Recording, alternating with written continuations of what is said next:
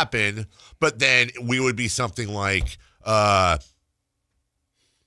then she passed away. Ha! And it's like, don't, like, he would not have the discipline. And it's not a crack on Chris. I'm the same way. But the discipline of when and when not to laugh would be troublesome. And the stuff he says in our ear would then be picked up. That's a great point. You know what? Honestly, though, not a negative. Not a drawback. Ironically, I'd have to censor myself even more. But about the stuff in the ear? Yeah. Yeah, exactly. I think that would be one of your worst nightmares. But Don was, Don was very mercurial in the sense that, well, like when he brought me up from nighttime, right? I was making into the big leagues. Really, that's exactly what he said when he called me. Welcome to the show. I will never forget it. When he called me, got your cup of coffee, kid. I answered. We had talked a few times when he first came out here, like when he visited and it was announced he was coming on the show. I don't know why, but I was filling in on afternoons, I think. And he came in and sat with me for a segment, said I looked like Chris Elliott, kind of accurate at the time. Shut up, Chris. See, that's where having the mic on would have been funny. And if you'd missed that, Chris did a spit take. And then it was so funny because we talked for a little bit, and within like 2 minutes, I'm the host of the damn show. Within like 2 minutes, he grabs the phone. He's got it next to him, and he's taking phone calls. And it was just amazing to watch because Don was one of my radio heroes, still is. Would have been fun to do that to him, huh? I don't think that would have worked. Maybe now. I don't think that would have worked then. So when Don called me, that's exactly what he said. He called me. I'll never forget. It was like 3 p.m. He said, and he would always be very, very quiet and monotone off the air. You know, he was Mike Source off the air. He was Don Geronimo on the air. And he said, hey, he used to call me Luke. We were both Star Wars fans. He called me Luke, like Luke, like the prodigal son type, you're Luke, I'm Obi-Wan type of thing. That was his nickname. He'd say, hey, Luke. How cute. I know, super cute. He'd say, hey, Luke, ready to come to the big leagues? And I honestly was like, what do you mean? He goes, think you can make the switch from 9 to midnight to coming in every morning at 4 a.m.? I was like, oh, yeah, like what a dream. And at the time, yeah, I had both kids. I think Avery was 2, Mason was 1, something in that range. And I was making, that's when I was doing sales in the daytime, nights, making, I think, $26,000, no benefits. He calls me, he immediately says, I want you to come up. This is what you need to do. He was still going back and forth at his beach house in Ocean City, Maryland. So part of my job was to make sure he was on something called a Comrex. He was all ready to go at the beginning of the show, and then I would do the show in studio while he was back and forth. I think I'm remembering this right. The reason I'm saying that is because the very first morning I worked the show. Oh, yeah, I think he was back visiting his beach house doing the show from there. Anyways, very first morning, 4 a.m., I showed up at 4:20. I slept in. Very first morning, I showed up 20 minutes late. I had slept in. I'd been nocturnal for like 5 years. No excuse, just that was not a great combo, and understandably so.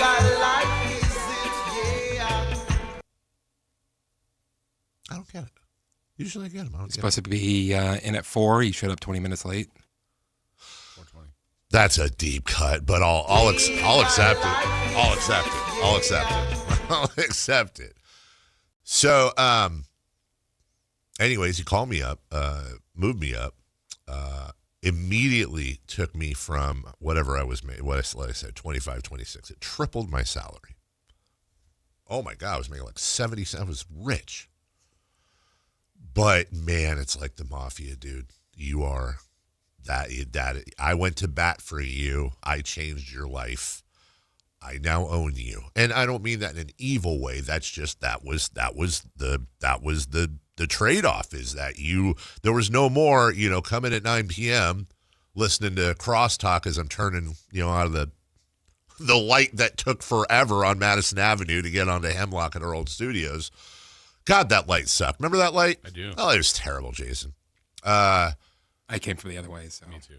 Oh, you did? Luckies. Never happened. Pulled right into the lock. Went from that to, just getting in, getting out. Nah. But you pick up a lot of stuff from that experience and how this whole thing started. I don't know why I went on that tangent other than I just have the attention span of a 2-year-old. But Don and Mike, well, and that's the other thing, too. It didn't matter what happened.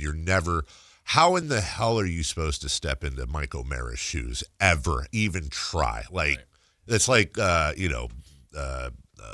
Martin and Lewis or something. I don't know, Abbott and Costello, whatever you want to call it. And then you're Fred. Turner and Hooch. Yeah, I felt like Shemp. At best, I felt like Shemp. There's nothing you can do. But those guys, I thought those guys, look, whether it was Howard Stern or Opie and Anthony or Don and Mike or whatever the comedy, radio shows were of that era, and all were great. And I to this day, think Howard's probably the greatest interviewer we've ever seen in this format. But there was nothing funnier than Don and Mike at there. I mean, low-budget Jeopardy and all the. Now, look, again, some of those things aren't flying today. Elvis Death Day.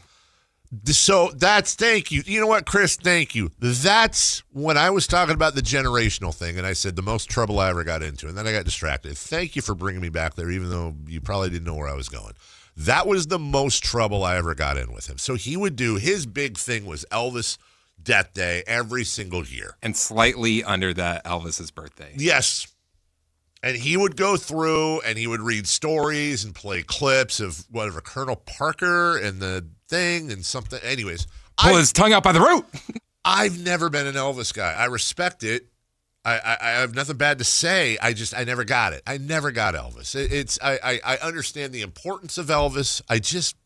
I've never put Elvis on. I never was into the whole Elvis. It was just before me, and unlike like the Beatles or something, I just never could get into Elvis. Whatever, that's fine. And there's Beatles weren't before you? No. I'm saying unlike me, the Beatles who were before me, but I could get into them.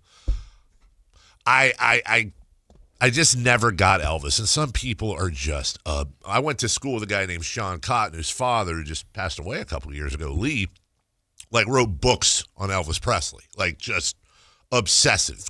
Elvis Presley, hell, Eddie Murphy had one of the most expensive Elvis Presley collections up until a while for a long, long time in his houses. People are just, you're right. It's like Elvis is like a music religion to some people, and Don was one of those. And I think it was my third Elvis Death Day, and I don't know what I'd done the night before. I don't know if I was up with the kids. I don't know if I was out with friends, whatever, but it was always like, all right, Elvis Death Day is next week. Here's what we're doing, blah, blah, blah.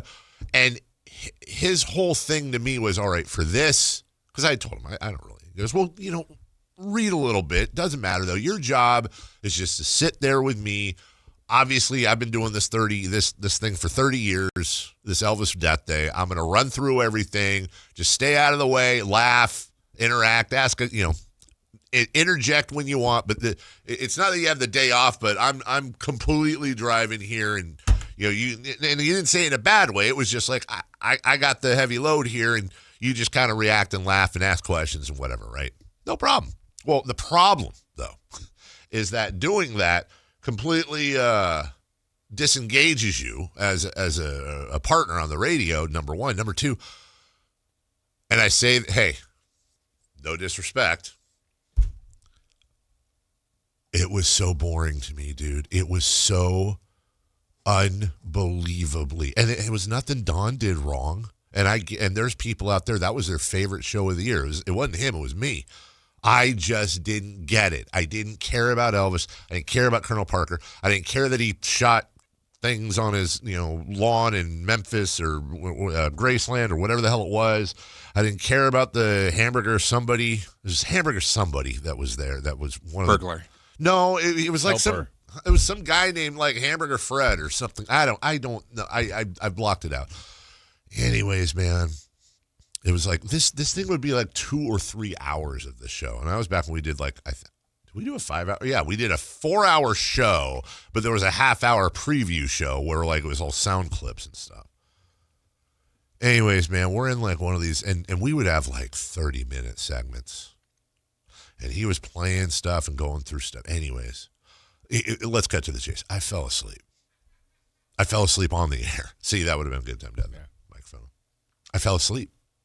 I don't know how I did it. I didn't try to do it. It's a nightmare. I fell asleep. I mean, there might be some people out there that may remember that I fell asleep. Man, that didn't go well at all. And by the way, he was upset. And your radio partner falls asleep while you're doing a show. That's like incredibly, A, unprofessional, B, insulting, C, talk about insecurity. Like if I was like right now, I drone on a lot. If I was sitting here droning on, I looked over and what are you doing? Yeah, what are you doing? Which, by the way, you have a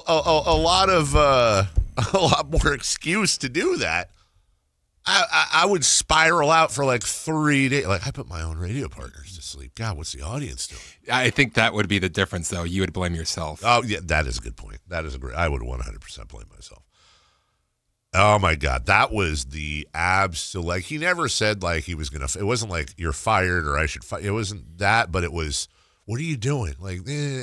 Just it was, and part of it was on the air. Don used to love doing all that stuff on the air. He'd call his late wife Frida on the air a ton, his son. That's a lot of that influence was from him. Even before I ever met him, just involving your life as much as you're comfortable with. I got to take care of this on the air. Real problems, identifiable. Creating radio characters, stuff like that.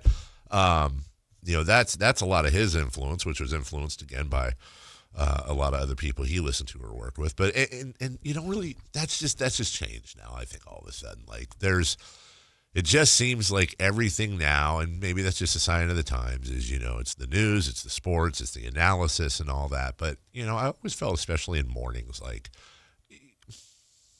I don't know. I wouldn't want to listen to just a straight-laced, here's the things we're looking at today, and we're breaking it down. And, of course, that needs to be a thing, but I like to laugh.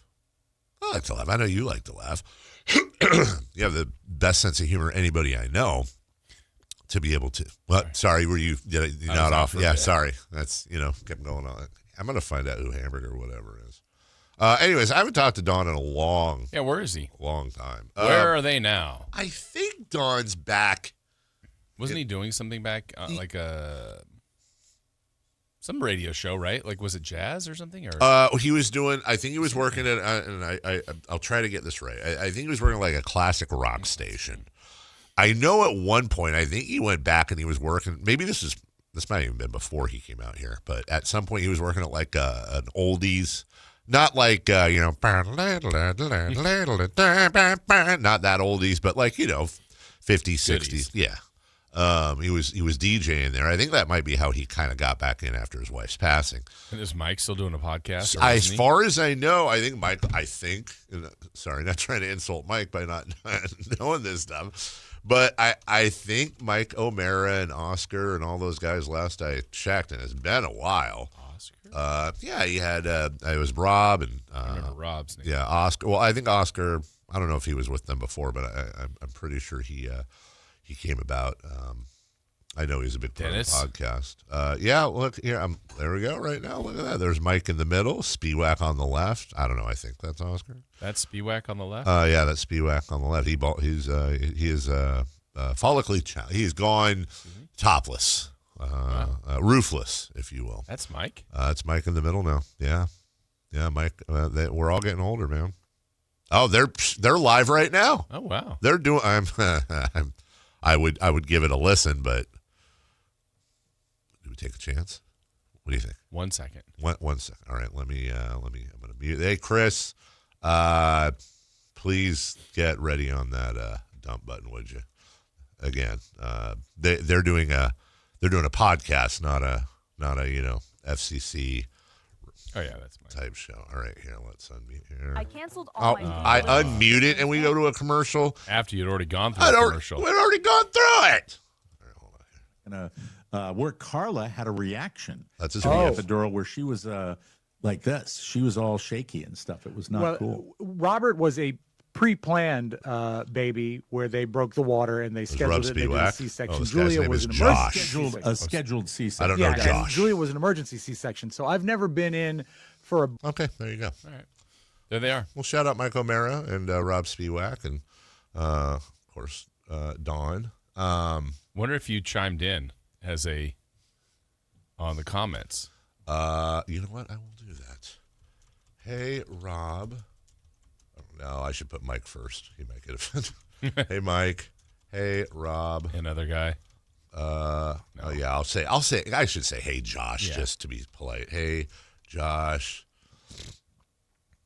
Random, I know. Just wanted to say hello. Love your show. Love you. Love your show. Love you. Love your show. Doing our show now in Sac, and we're talking about fun memories of listening to you. Godspeed. From years past, from back in the day. Days gone by. From days gone by.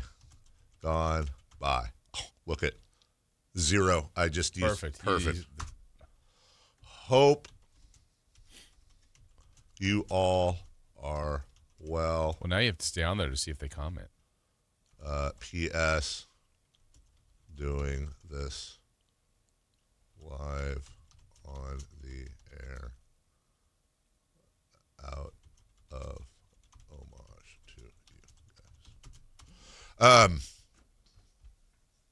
Mike O'Mara is such a phenomenal talent too. Oh my goodness, the impersonations on the fly when he would do like his Rush Limbaugh like absolutely destroyed me.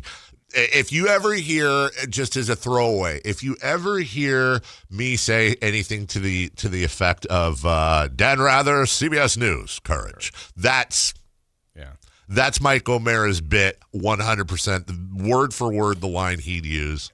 He also did Tom Brokaw, NBC Nightly News, and they were just dead on.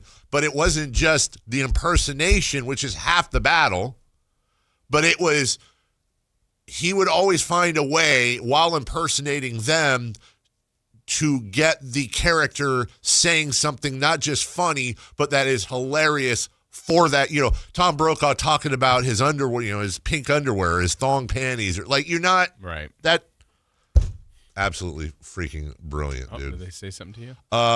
Jacob, who is not okay. Jacob is he's the number one commenter on there. Jacob said, "One love." Wasn't that what Chris was just playing? One love. No, okay. We got to take a break. We got a big show for you. It's a new trend, according to the New York, walking around for 4 or 5 hours. To me, let me tell you why it's horrifying. Let me tell you what it is. I just figured it out. What it is probably is, okay, can you raise your eyebrows for us? Can you wrinkle your nose for us? Can you? I was just saying that would be kind of funny if they read the comment and they were just killing it. Like, why would you be talking to it? It's over. Move on. All right, we'll take a break. Shout out to all those guys. Look at Mike's face right there. You know what? Hey, you know what I'm going to do today? I'm going to say, hey, Don, just checking in. I don't know. I'm not going to like that. Kelly Brothers joins us at... God, these guys are sleepy. I'm sorry, what were you talking about? Kelly Brothers joins us at 7:28. Good at business. I understand that he is. By the way, hold on. Last time I texted with Don? 2022. Really? Yeah. We talked about this yesterday. We did? Oh, you're an idiot. Why'd you turn your mic off? See, that's the opposite. October 22nd, 2022. I literally almost was going to say October. All right, listen. We got a show. We're taking a break. That's weird. Kelly Brothers joins us. Sam Amick joins us. We're going to talk about... I know I'm shamelessly pumping the poll here. Oh, Bobby Brackets joins us, hoopobsession.com. We got a packed show. It's a 3-guest Thursday. Rhymes. We're right back after this. On the move? Got somewhere to be? Take Sacramento Kings basketball with you. The Sactown Sports app will let you stay connected to your passion. Never miss a moment of Sacramento Kings basketball with the Sactown Sports app.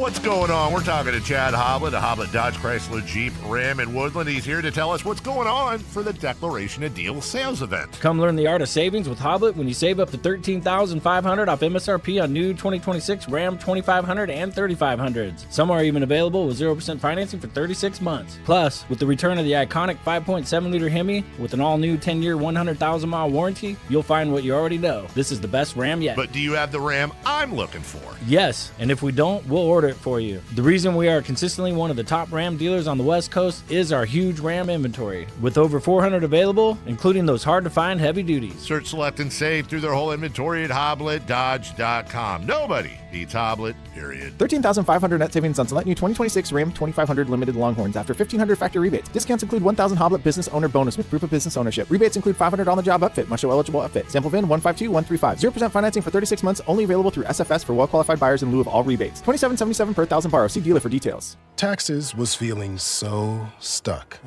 Sitting in traffic, squeezing into a parking spot, all to squeeze in getting tax help during your lunch break.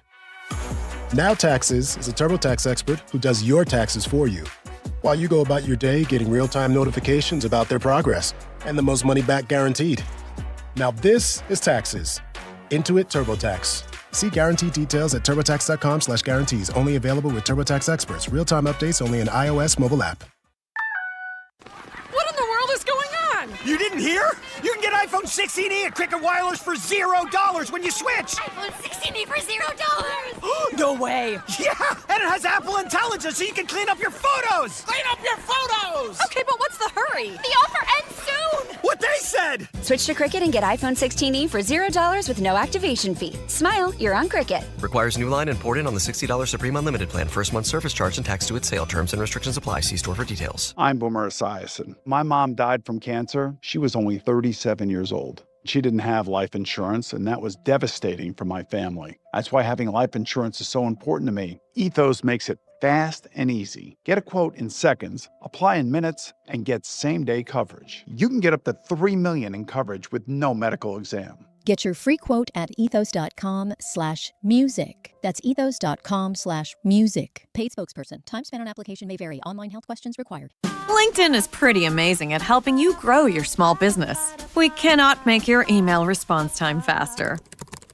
We can help you sell, market, and hire in one place. We cannot help you find space for your 3 desk drinks. Why do you have 3? And while we can't help you find the perfect volume for your presentation video, LinkedIn can help you find the perfect audience for your business. Grow your small business on LinkedIn. Learn more at linkedin.com/smallbusiness. T-Mobile has an exclusive bundle for customers 55 and up. I'm Sarah Bowl. Yeah, I'm Frank Bowl. A reliable network is key for us. And with T-Mobile, it's been wonderful. And going to the 55-plus plan saved us so much money. A lot. And that's important. Trying to keep costs down. The home internet's been perfect. It's fast, it's quick. The setup was so easy, it took less than 15 minutes. It was like, ta-da!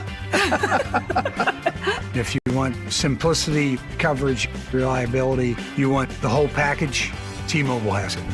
Right now, T-Mobile customers 55 and up can get 2 phone lines on America's best network, plus America's fastest 5G home internet for just $30 each. $30 per month each line with autopay plus taxes and fees. Minimum age 55. Pricing for home internet rely on 2 lines of Essentials Choice 55. $35 connection charge per line required. Best mobile network and fastest 5G home internet based on analysis by Ookla of Speed Test Intelligence data 2H 2025. All rights reserved. If you're not looking for a brand new car, at Elk Grove Honda, we've acquired some of the best pre-owned cars we can find.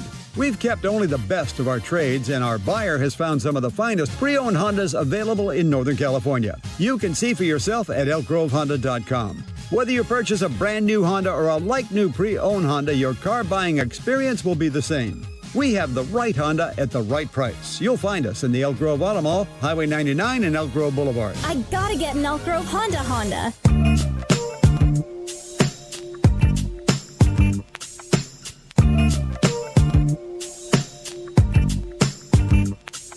The Carmichael Dave Show with Jason Ross. Call or text at 916-339-1140. On Sactown Sports. Welcome back.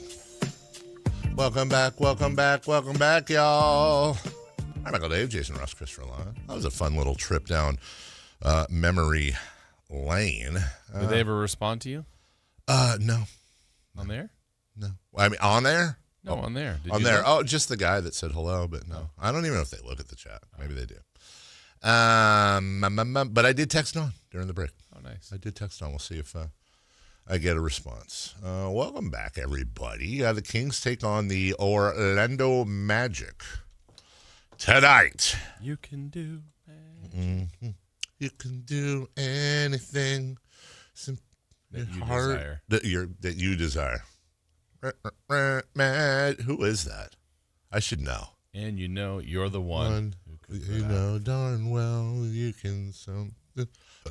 Feeling like, wait, Ambrosia? I think is it Ambrosia? That sounds like, it'd be like Ambrosia or Bread or some one of them bands.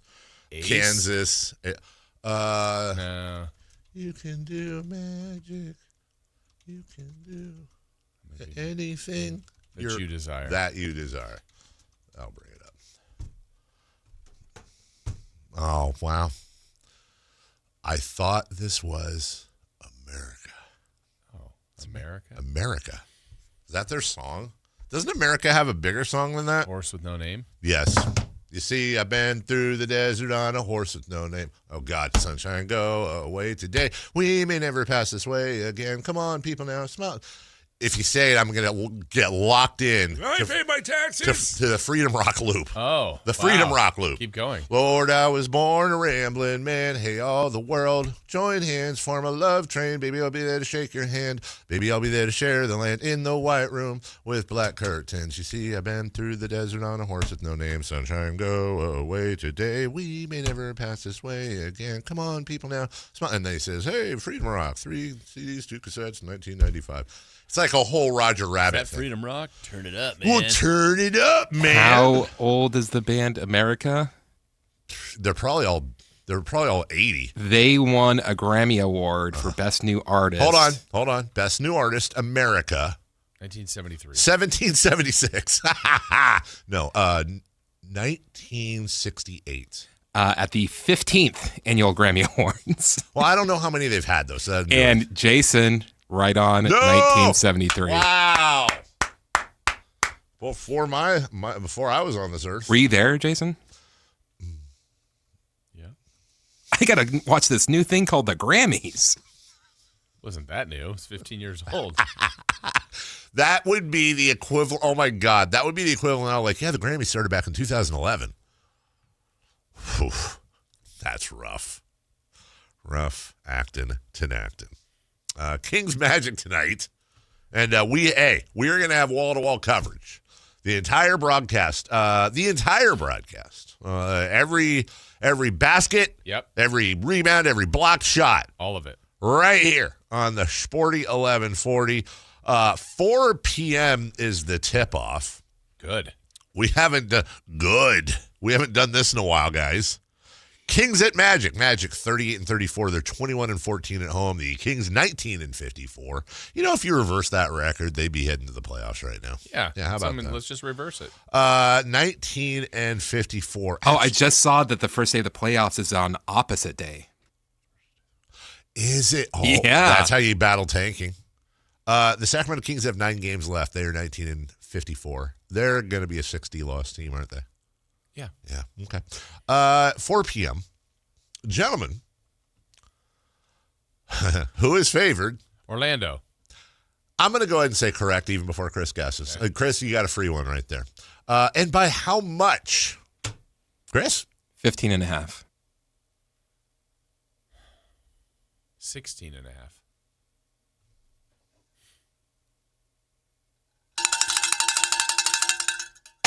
We have a correct answer. As much as it pains me to say it, Chris Verlaud on the dot, 15.5. Hey, you know what, though? It's not an upset unless you're not favored, they say. If you're favored, you can't upset. Tonight might be one of the big upsets of sports today. Yeah. And you would be furious. I would. Look, man. I would not. Yeah, no.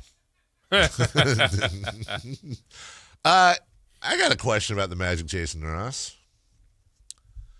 As we just said, the Magic are relative, they're 38 and 34. Let's take a look at the Eastern Conference standings. The Orlando Magic are in the 10 spot. They'll be in the play-in. The play-in's pretty much locked. Milwaukee is 9 games back. Are the Magic a cautionary tale for the Kings? In what way? Well, don't you kind of I feel like the Magic could be better than 38 and 34. And the Magic, when you look at their team itself, you look at their roster and their depth, they've got some great pieces. They got Paolo Banchero. They have Desmond Bane. They have, what's-his-face who's hurt? Franz Wagner. You throw Jalen Suggs in there, that's fine. They got a couple of things. Wendell Carter Jr.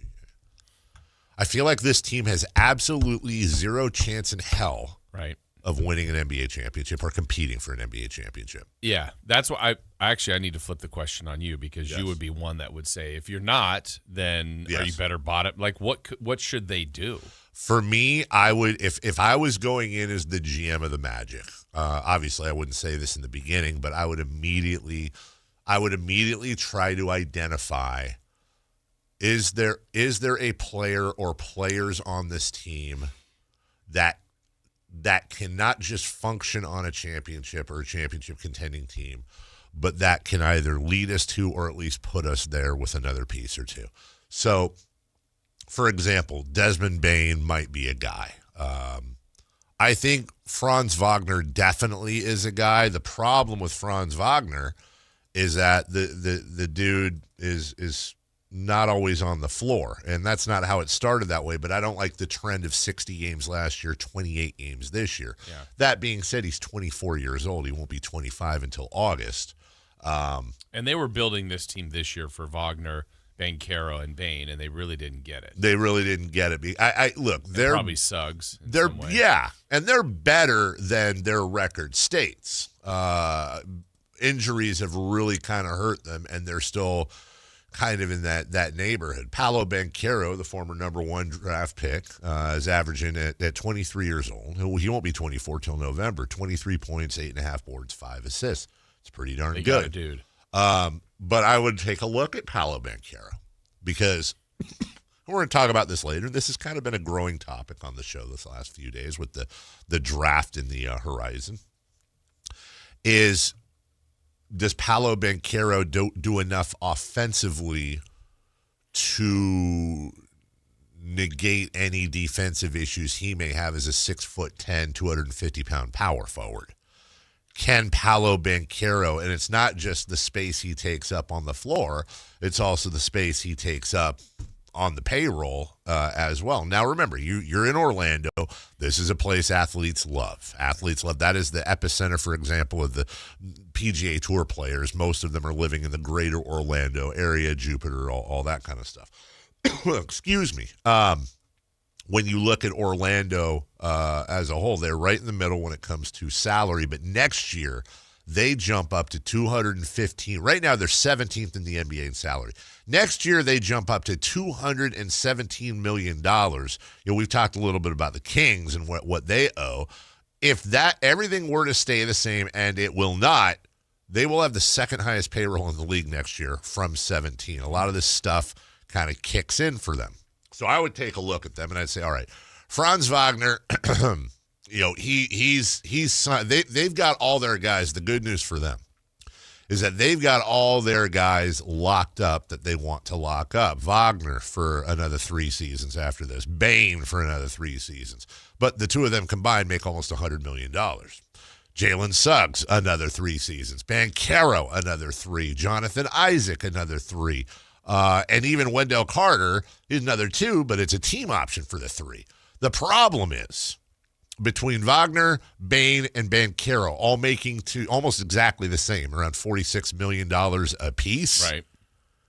That's $130, $140 million just between the 3 of them. I think they can be a good team. I do. I think this is a team whose ceiling is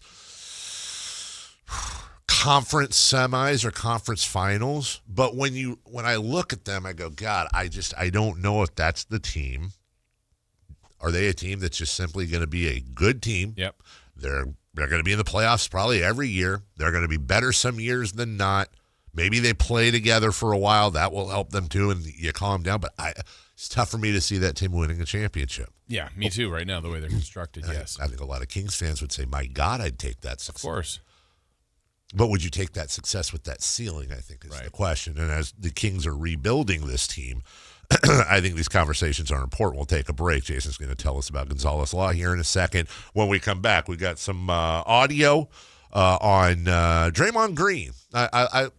We won't play the whole 4 minutes, but he was talking about Victor Wembanyama's comments, and that's going to tie in again with what we're talking about with Darius Acuff and the new NBA value system. We'll be right back after this. Download the Sactown Sports app. Sacramento sports in your pocket. This is Sactown Sports 1140. Let me tell you about Jonathan Gonzalez. Gonzalez Law. As you know, I've been talking about him for a while, and here's the information you're going to need. Just jot this down, 916-304-9187, saclegaldefense.com. As someone that, if you do need representation, if you have questions, concerns, just something you want to run by someone, well, Jonathan Gonzalez, his team over there is the people you need to contact. Again, 916-304-9187. Maybe you've been involved in a car accident. You feel like you need some representation.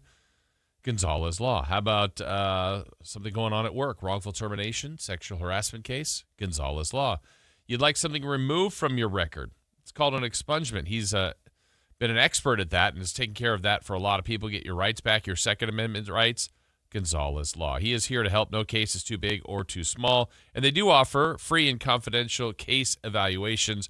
Him in the courtroom, well, he's been a dedicated trial lawyer with an undefeated record of results in 2016, 2017, 2018, 2019. So a lot of good production, years of experience, someone that's local, that's here, that you can reach and talk to if you've got those questions. Again, at saclegaldefense.com. Gonzalez Law, Jonathan Gonzalez, 916-304-9187. Get 5 quarts of Syntec Full Synthetic and a MicroGuard Select Oil Filter for just $32.99 now at O'Reilly Auto Parts. Limit supply. O'Reilly Auto Parts. Go from daydreamer to industry leader with Amazon Business. From office supplies to IT essentials, Amazon Business provides tools that help you save costs and make insight-based decisions. Learn how to bring your visions to life at AmazonBusiness.com. I move mountains for a living. Literally. That means I don't carry hand lotion, and when it comes to serious heartburn, I don't mess around with anything but Rolaids. Rolaids' dual-active formula has calcium carbonate and magnesium hydroxide that relieves heartburn fast. Yeah, you heard right. 2 actives for that powerful relief. And the best part? The roll fits right here in my pocket, so I can get back to moving mountains. Rolade spells powerful relief. Read each label. Use as directed. Keep out of reach of children. Capital Casino is conveniently located in downtown, 411 16th Street, and has been a part of the greater Sacramento area for over 20 years. They offer the best variety of games in the region in a safe and friendly environment, and there's plenty of parking, all well lit and monitored by security. Come have a great meal at the cafe and restaurant inside. Capital Casino has the best food, the best service, and the best action. But please always remember to gamble responsibly. 1-800-GAMBLER. Guys, did you know your testosterone affects everything in your system, including how you feel and perform every day? Right now, Revive Men's Health Sacramento will check your testosterone for free. Knowing your T levels is the first step in understanding if you have low T. Your testosterone level impacts your energy, libido, sleep, weight, hair loss, mood, and even ED. Maintaining an appropriate T level can change your whole life. Most men start to see changes in their hormone levels in their 30s. Experience and results matter. So what are you waiting for? Get your T levels checked today by local, experienced, and trusted men's health experts. They've helped thousands of men since 2011. They're so confident they can help you, they even guarantee it. Call Revive today and schedule your free testosterone test, free exam, and free consultation. Call Revive Men's Health at 916-277-8599. That's 916-277-8599. Or visit ReviveMen'sHealth.com. Baseball is back in Sacramento, and the party starts now at Sutter Health Park. Join the Sacramento River Cats this weekend as we open the season with exciting baseball, special giveaways, and can't-miss promotions. Opening weekend is here. Grab your tickets at rivercats.com.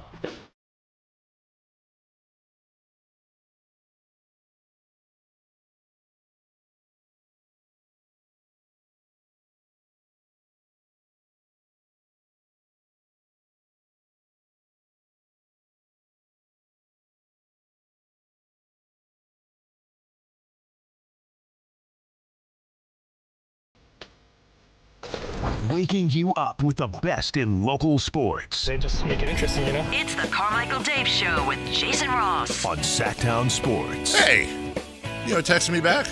Who's that? Don Geronimo. Is that right? Don Geronimo? You Don Geronimo? Sounds good. Sounds good. Anyways, I won't totally word for word blow up his private. He didn't say anything. I mean, it was a very, very nice text. He didn't say anything. He texted.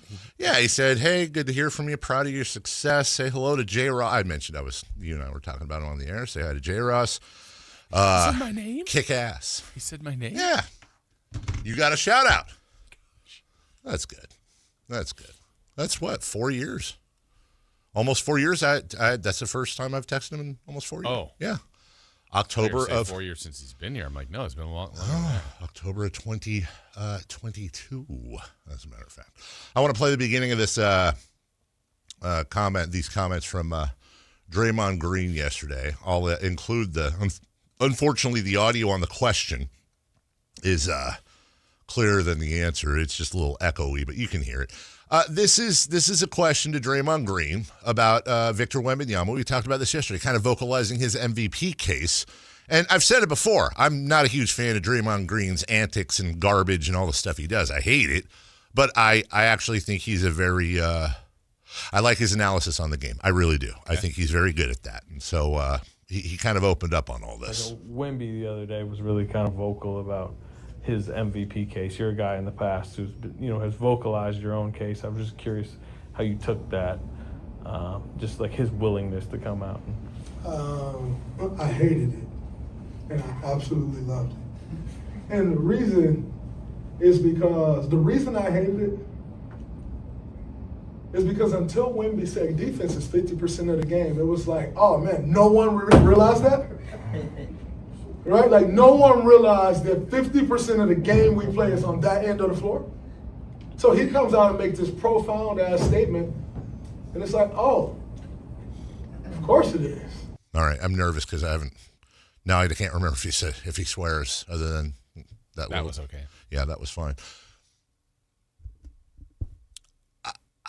I really think, I really hope that, Jason, say something. I'm going to do a giant throat clear. Okay. Well, and the thing is, like, we're going to talk to Sam at 8, and this is something that I know what Draymond's getting at, where it's like, oh, I was voting SGA, but now because of Wemby, right? I don't think that's what's happening, right? But Sam's well aware the defense is more, and writers, I would hope, know that, but I get Draymond's point. It's like, oh yeah, because I think we heard Wemby's information or his clips and went, you know what? He does make a good point. Yes. I understood his comments. Yeah.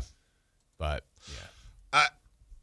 We've had this conversation before, for example, about offensive linemen in football, how incredibly important they are and how incredibly underrated they are. Now, they're not underrated in the contract case. There's a lot of very well-paid Trent Williams will tell you he's been compensated just fine.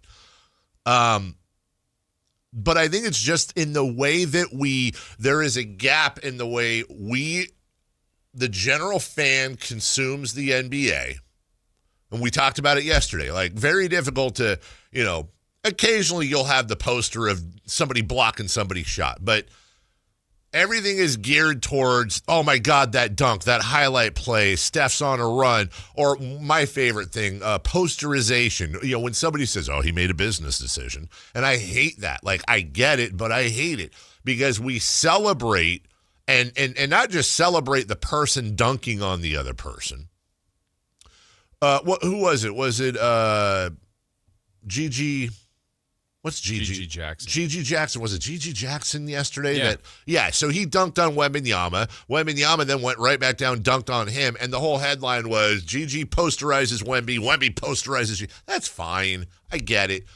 But it's almost the absolute ridicule. I forget the name of the Bulls rookie last year that got dunked on in Summer League and had that weird look on his face. Oh, yeah. And almost damn near got driven out of the league in part. I mean, it's just he's a meme now in this meme culture we have. And I always look at guys that get posterized. I always have respect for that. Like, you put your ego aside. You knew there's a 90% chance you're getting dunked on, but you still went up, took one for the team, and you challenged the play. You made the other person make a very athletic basketball move in order to finish off the dunk. And by the way, sometimes they'll foul them, or very, very sometimes they'll block the shot. They'll stop them at the rim. But our culture is based around you. Oh my God, call his family, call 911. There's been a murder. Okay, it's fun. I've done it. But it's also kind of stupid when you think about it. I want guys to get posterized. Yeah. Weirdly enough, I want guys willing to do that. Because I also want the guy that's going to take the charge and the knee to the crotch. I want the guy that is going to play perfect defense and get a jump shot by Kevin Durant right in his face and then come back down the next trip and not be discouraged. I just think part of it is and I think by proxy, a lot of the media too. Like, it's just defense is not celebrated as much as offense. But when you, like we did yesterday, when you look at defensive rankings versus offensive team rankings, it's very clear that the better defensive players are generally, or teams are generally better teams in general. So it's a fascinating, for me, Shai Gilgeous-Alexander is not my MVP. For me, Shai Gilgeous-Alexander is third in the MVP race.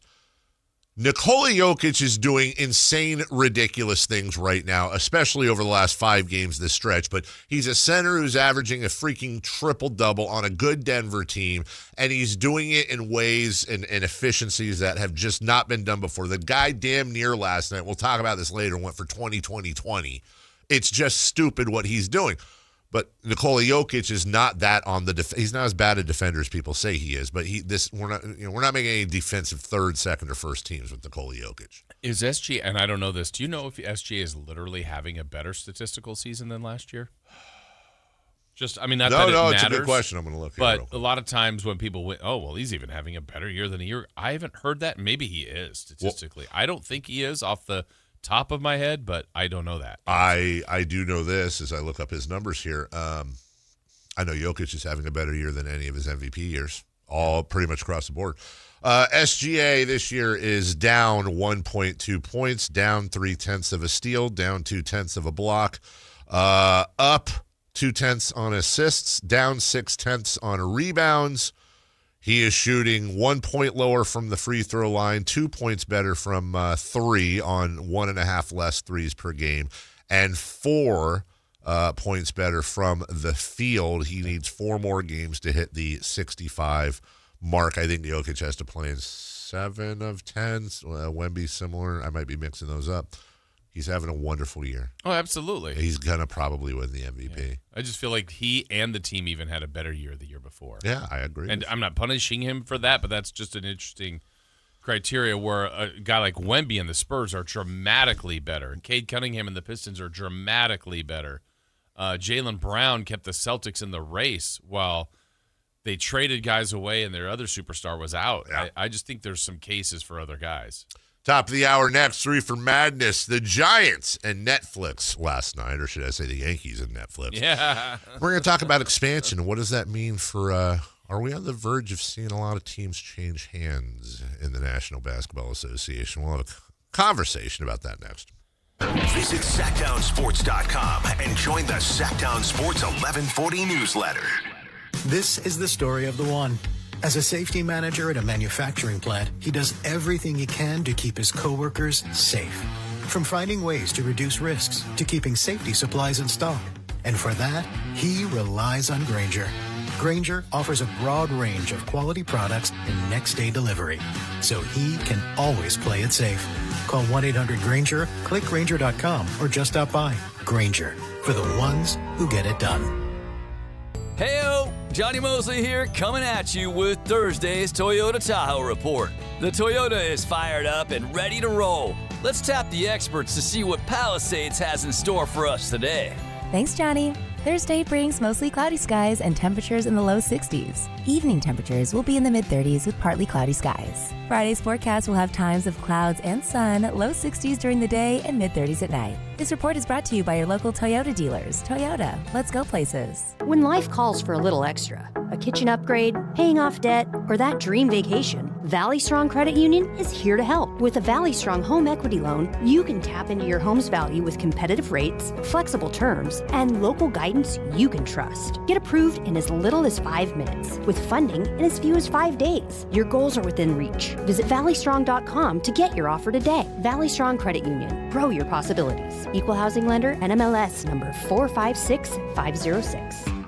T-Mobile has an exclusive bundle for customers 55 and up. I'm Sarah Bowl. Yeah, I'm Frank Bowl. A reliable network is key for us. And with T-Mobile, it's been wonderful. And going to the 55 plus plan saved us so much money. A lot. And that's important. Trying to keep costs down. The home internet's been perfect. It's fast, it's quick. The setup was so easy, it took less than 15 minutes. It was like, ta-da! If you want simplicity, coverage, reliability, you want the whole package, T-Mobile has it. Right now, T-Mobile customers 55 and up can get 2 phone lines on America's best network, plus America's fastest 5G home internet for just $30 each.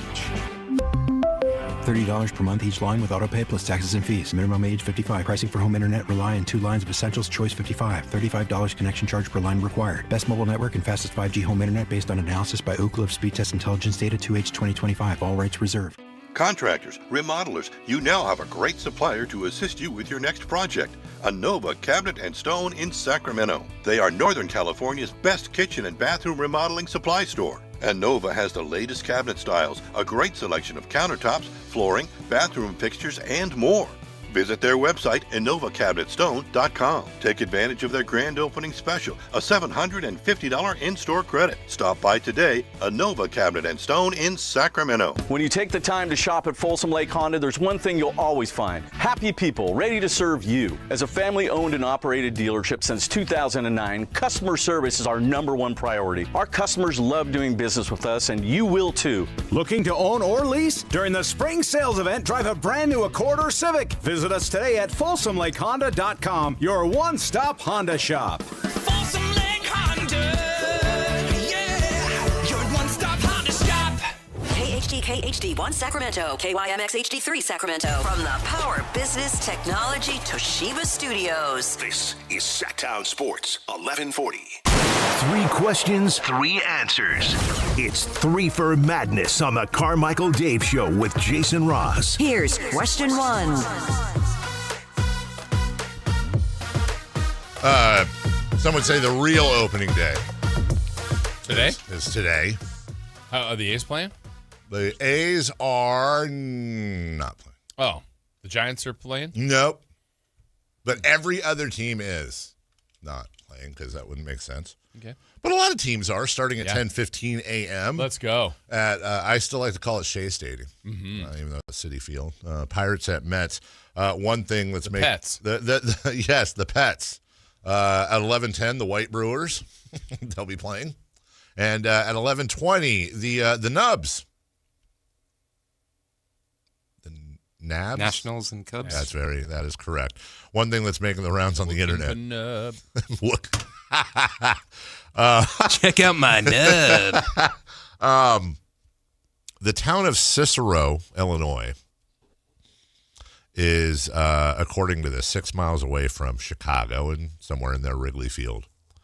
I don't know what time this is going to be today, but at some point it will be, according to this graph I'm looking at, it will be 70 degrees in Cicero, Illinois. Beautiful, right? Okay. 6 miles to the east on the big lake river thing. In the north side. It'll be 70 degrees and 6 miles away. Temperature in Chicago will be 41. How is that possible? They're saying it's a lake effect and wind and stuff. I don't know. I don't know. That is It's so cold. Get in the car. I mean, when you look at this graphic that the weather person put out, it's just like, how is that? Like, can you imagine driving that and watching? Ride your bike. Yeah. You're like, all right. I went to a Cubs game, and it was like June, and we were underneath the top deck, and it was freezing. We all have our jackets on and stuff like that, and in the bleachers, people have their shirts off and are like tanning in the sun. How do you? I understand growing up going to Candlestick Park. Yeah. You know, you're leaving 100-degree Sacramento, and my dad would always say, "You're gonna catch cold. Better bring a jacket." And then one time he was like, "Fine, don't bring a jacket." And man, did I learn my lesson very Painful much. lesson. That was easily the greatest thing about going to a new stadium. Going to the stadium they're at now? Yeah, because it wasn't freezing. Like you weren't like preparing for like 30-degree temperatures. Maybe this is where you and I part ways on our weather brotherhood, because I loved leaving in August to whatever doubleheader we were seeing against the Phillies that year. I loved leaving 104-degree Sacramento with giggling because I had a jacket in the back of the car, driving down with my mom and dad and sister, knowing I was going to freeze my or 62 tiny little stuff off. Yes, I love that. Your tickets must have been better than ours. No, they weren't. Our tickets were not. We were as Chris Webber would say, upper deckers. Yeah. We absolutely. That was a painful lesson for me as well. Mm. First time to Candlestick, student at Davis, bunch of buddies like, let's go. We'll go to the game. We'll get some tickets. I think all of us were in T-shirts, maybe even like tank tops to show off the guns, and flip-flops. Yeah. Because it was 100 and something. Bay Area baseball, we're truly blessed. Like the rest of the country has no idea how great it is. I wonder how that is I wonder how important that is to players. Like, imagine you're a San Francisco Giant. You know that throughout the worst it's going to be is like 80. I mean, unless it's like some weird event, but it generally, these guys are wearing sleeves at night in July and August with seagulls flying around and fog rolling and playing in, if it's not the most beautiful ballpark in the country, it's top 3, versus like playing in St. Louis or Texas or Kansas City at Kauffman Stadium when you're Salvador Perez, you're 79 years old, you're putting all the gear on when it's, 94 and 80% humidity. That's just got to be less of a pleasant experience in general. At least they don't have the AstroTurf anymore. Oh, my God. You just see the heat rising. You'd have I remember in the 80s, I remember in the 80s, but one of the things, like the Giants would go to St. Louis and they'd have somebody on they'd always have a camera. 23. And it's like, seriously. Wow. By the way, guys, for those of you who don't remember that, Jason's not joking. Like, it would literally say on the field, because the AstroTurf would hold and reflect the heat, like 123 on the field. And I always remember the camera would be zoomed in a little bit on it so you could just see the thing. And you'd see like God, what the hell is it called? Like when you see a mirage, like the picture was all watery or wavy. It was wavy. It's almost like when they like a plane, the back end of a plane, and you see all the or like if you're fumes you're starting charcoal and it's like above the smoke, it was all that weird vapory looking stuff. I know there's a term called heat. Yeah, no flipping. Thank you, Christopher Lott, 3 for Madness. Question: Rate the Giants' performance against the Yankees last night.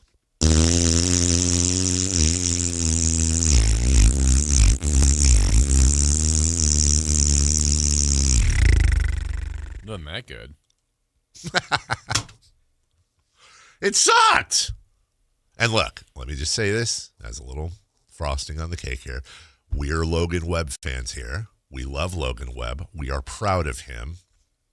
Sacramento proud, Rockland proud, whatever you want to say. So I'm just speaking fairly from a sports point of view. He wasn't, look, when you look at his line, 5 innings, 10 runners, 7 earned, 7 Ks. A nice 10.8 ERA to start the year. Ooh. The thing is that he really had 2 bad innings. Yeah, we figured out Aaron Judge. Yeah. Here's a stat for you. Hopefully I'm not stealing this from Chris. So Aaron Judge struck out 4 times last night. How many times did he strike out 4 times last year? I know the answer to that. That's a goose egg. Well, you know what, Jason? If you're an Aaron Judge fan, got it out of the way. Sure. Also, little Sacramento on Sacramento crime right there. Webb versus Judge. No. What? It's Rockland on Linden crime. Greater Sacramento Greater areas. Sacramento areas. I'll allow that. And by the way, it's not Linden. Aaron Judge. He didn't live in Linden? Oh, sure he lived in Linden, and he lived in New York. He's not a New Yorker. He is Aaron Judge, by definition, is a native Sacramentan. By definition. He is Born here. He is Him and born John Daly. in Sacramento. That's just because that was the closest hospital to Linden. Well, Still worked. Yeah.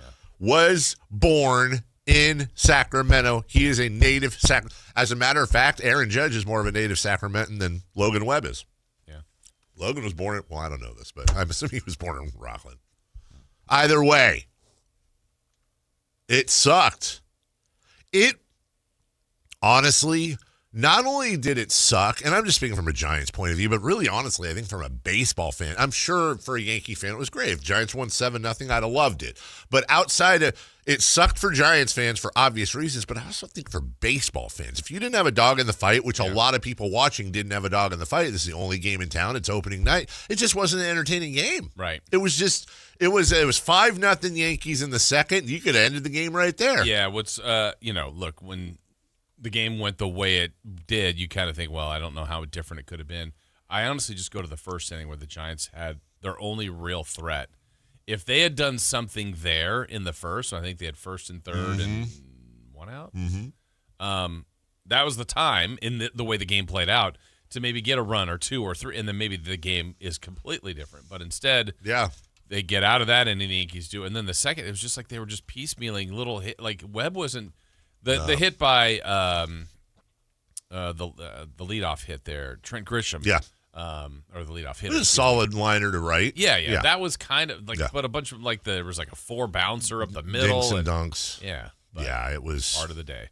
And then, the ball goes past, goes into first, goes past him. Right. The guy takes, and then the guy scores on the throw. It was just he hit a batter. Whoever was it. Yeah. Jazz Chisholm. There was just little things that happened. It just, honestly, it looked like the Yankees were playing opening day baseball and the Giants were still in Scottsdale. Yeah. They just didn't look right.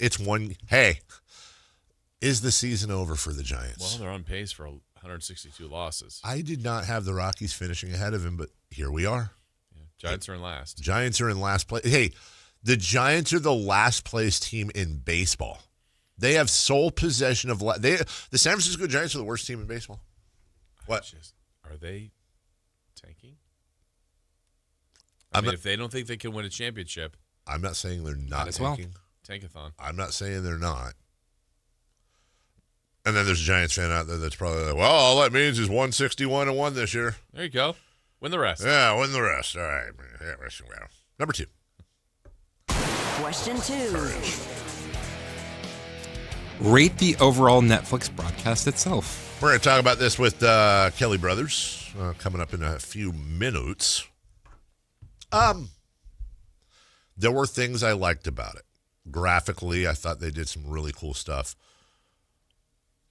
But there was a lot of interviewings and stuff going on. Hunter Pence is fun. Matt Vasgersian's great. I have no problems there. CC Sabathia, Sacramento's own. Greater Sacramento, that is. Just really all kinds of Sacramento connections. Now, please understand who I am and what I stand for and what I like when I say this. What was Jameis Winston doing on the broadcast? I'm not exactly sure. I have no idea. And the whole, they asked him about crab legs. I like Jameis, obviously, and he's going to have a career in broadcasting because he's just a personality. What the hell is Jameis Winston doing on the broadcast? Yeah. It was weird. It was. He was presenting at the end. Did you see the end when they were presenting the first annual, Netflix MVPs, and it was two of them. It was Freed and Grisham and Dork. Wait, who's the dork? Freed, Grisham, the trophy? Netflix. Oh. Okay, all right. And so they got jackets, like these leather jackets. Oh, got jackets. And then Jameis comes wheeling out a hot dog stand. And, what did they want? And it was like different kind of hot dogs. Like, I think Freed took the Mission dog, so something that was, maybe they're selling at Giants games. I don't know. And then Grisham like, I'll kill those fries. So it was part of the bit, but I'm not. Okay. So they're probably trying to borrow from the turducken and, the post-game, there's things like that. They're trying to start a tradition. And by the way, sometimes it takes a while. And, Netflix opening day and all that stuff. And by the way, this package Netflix bought at $50 million a year is it's opening day, it's a home run derby, and it's the Field of Dreams game. That's their package. It's $50 million a year. Wow. Some things are going to hit, some things are going to miss. One of the things that bothered me is they were doing some interviews and the score bug wasn't on, and games going on. I don't know what the hell the count is. I don't know what's going on. I don't want to sound like for example, I'm very aware of if we had Vivek Ranadive on here tomorrow and did anything but basically hammer him for 20 minutes, we'd have people like, oh, you guys are shills, blah, blah, blah, blah. Don't understand, certain things in context. I don't want to be that guy, but that interview with the commissioner was... Oh, I missed that. Oh, God. It was just... They had the commissioner with them for a while, and, they're I don't have a problem with, like, hey, what was your first opening day experience and all that, but maybe, I don't know, maybe a labor question. Right. Maybe where are we on that? Can you talk that? You got to ask and something. It's one of those, if they say you can't ask that, they're like, well, I don't think we should. Then we shouldn't have him on. Hey, about 8 miles away, you stole a team from a community. How do you feel about that? There you go. Easy question. Yeah. Softball's even. Well, it's baseball. Question 2. 3. Yes. Question 3. With expansion looming, are we about to see an increase in team sales in the NBA? So this one's interesting because you have sellers and buyers. From a seller standpoint, for example, if I own an NBA team right now, the probably last thing I'm doing is selling. The TV contracts all, I think, kick in next year that they just wrapped up. You're about to get somewhere in the neighborhood of $20 billion in expansion fees that are going to be split amongst 30 teams. I think the NBA takes a little bit of a cut or whatever for operational expenses, but you get my point. It's a lot of coin. But as we talked about yesterday, even more importantly, these team valuations are going to zoom up because the rising tides raise all ships. Ooh, I think that is the saying. I finally got that. Now you're going to see... Oh, Matt McMahon's being fired from LSU men's basketball. Okay. I saw breaking news in basketball. You're going to have all these teams that are evaluated. I think there's one, maybe two NBA teams right now that are at a $10 billion or more valuation. I know the Warriors are one of them. The Kings are, I'm sure, in the neighborhood of $3-4 billion, somewhere like that. Well, once two expansion teams come in with $10 billion, 9, 8, whatever billion-dollar valuations, not only are you going to get the expansion fees, not only are you going to get the first taste of the TV deals, but your equity just went through. Everyone's going to focus on these expansion fees. You need to focus on the equity increase here and the fact that in some cases you may have some teams that damn near double in value, not overnight, but over the course of the next year, year and a half. So on one hand, you're going to have somebody who owns a team that's like, yeah, I'm going to sell, but I'm going to sell in 2 years or 3 years or whatever. I'm going to sit tight, and I'm going to take this TV money. I'm going to take this expansion money split, and then I'm going to cash out. However, you're also going to have potential buyers that are like, okay, we see all that too. I'm going to give you a your team is worth $3.5 billion right now. I'm going to give you $5 billion. I'm going to give you $6 billion, knowing that you're still going to come out ahead, but you give a lot of these guys a chance to catch out. It's important to understand, again, when you think about it, by the way, I'm not playing a violin for owners here, but when you think about, for example, I don't I don't know any specifics. Let me put that on the surface. I'm just trying to create a picture here, and I'm going to use the Kings as an example. Again, this is just guessing, but I'll bet I'm pretty close. Vivek and the ownership group buy the team in 2013, okay, for $565 million. They're worth, like I just said, probably $3.5 billion right now. That's a nice increase. A couple of things here. Number one, the whole team isn't worth $3.5 billion. Right. That's Vivek's controlling interest. You're paying more. If I'm Vivek and you're Chris Kelly, one of the minority owners, my shares are worth more than yours. Yes. Because my shares come with controlling interest. Your shares come, and I mean no disrespect here, but you're a glorified ownership season ticket holder that gets to go to meetings and maybe there's perks. But exactly. Now, you own the team. Well, hold on. The values have been increasing. He's $3 billion more than he was. He's making a ton of No, not on this. As a matter of fact, I don't know this to be true. I really don't. But Jason, I would bet heavily that if it just simply came to what the Kings ownership has pulled out of the team, the ones that have had their ownership from 2013 till now, what they have made from the team, actually gotten paid on, and what they've had to invest in the team, they're significantly upside down. Why?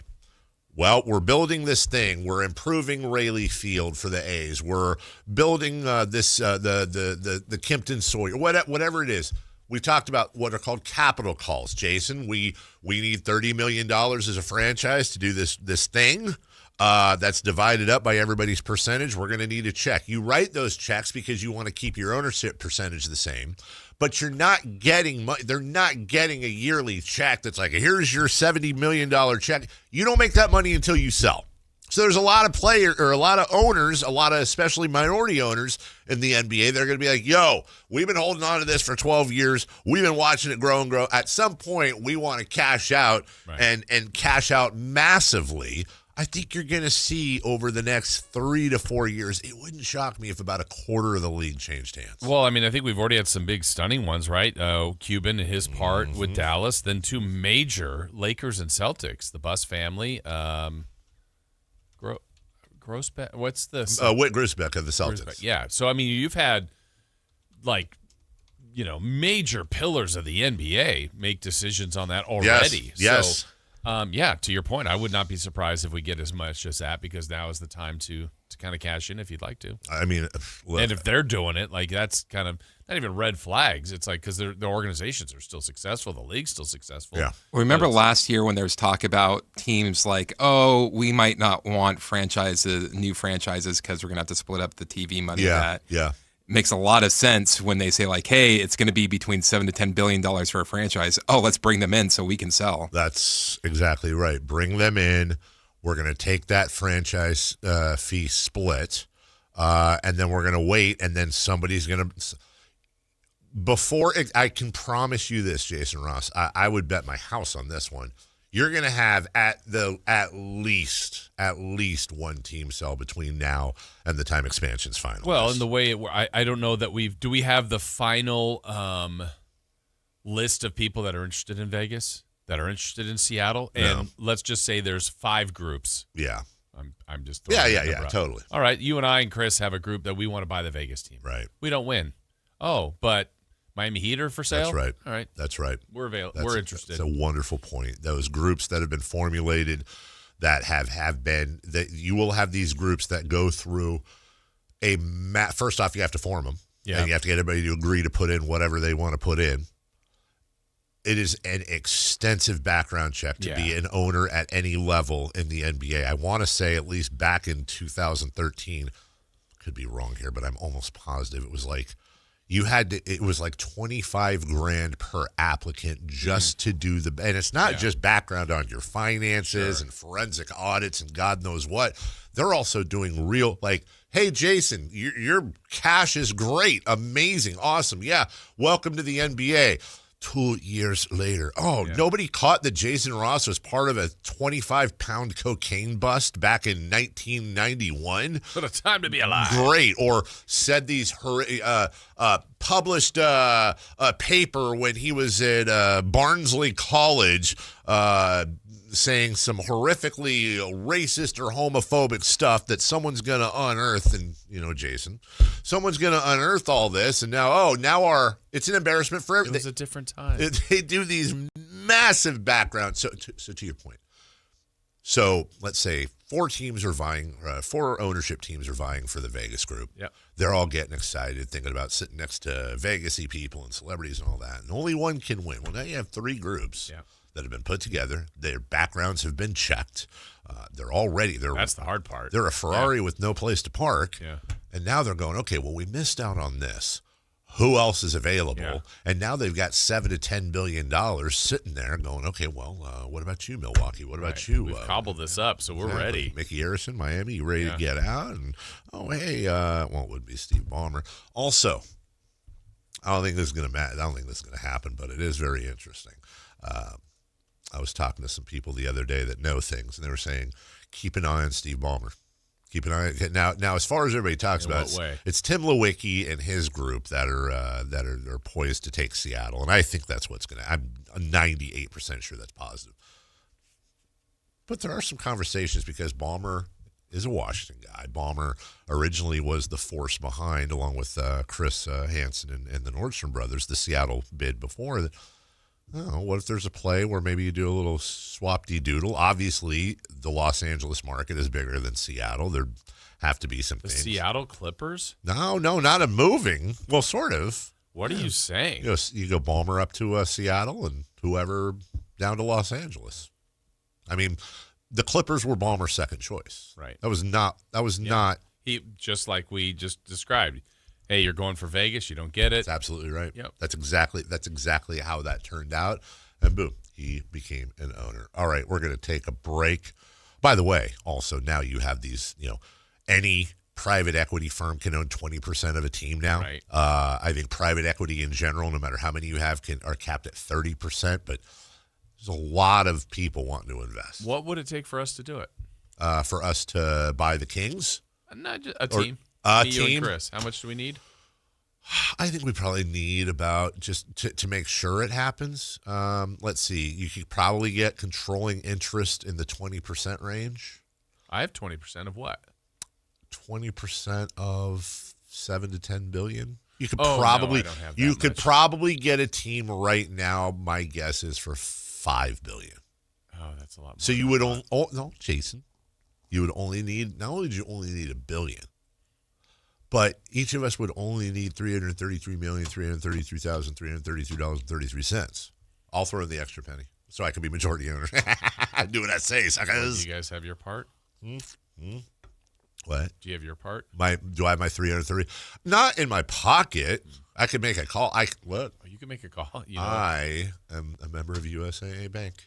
I hear they have some good loans right now. Well, I'll be the face of the operation. Avery, college or not? If I had a chance to buy an NBA team. Would that be a tough conversation? Honey? No. No? Sorry. If I had a chance to buy the Kings. Well, I know you could send her to college, but what if it was an either or? No, if it was like, I get a choice. I can buy the Kings or she can graduate USC.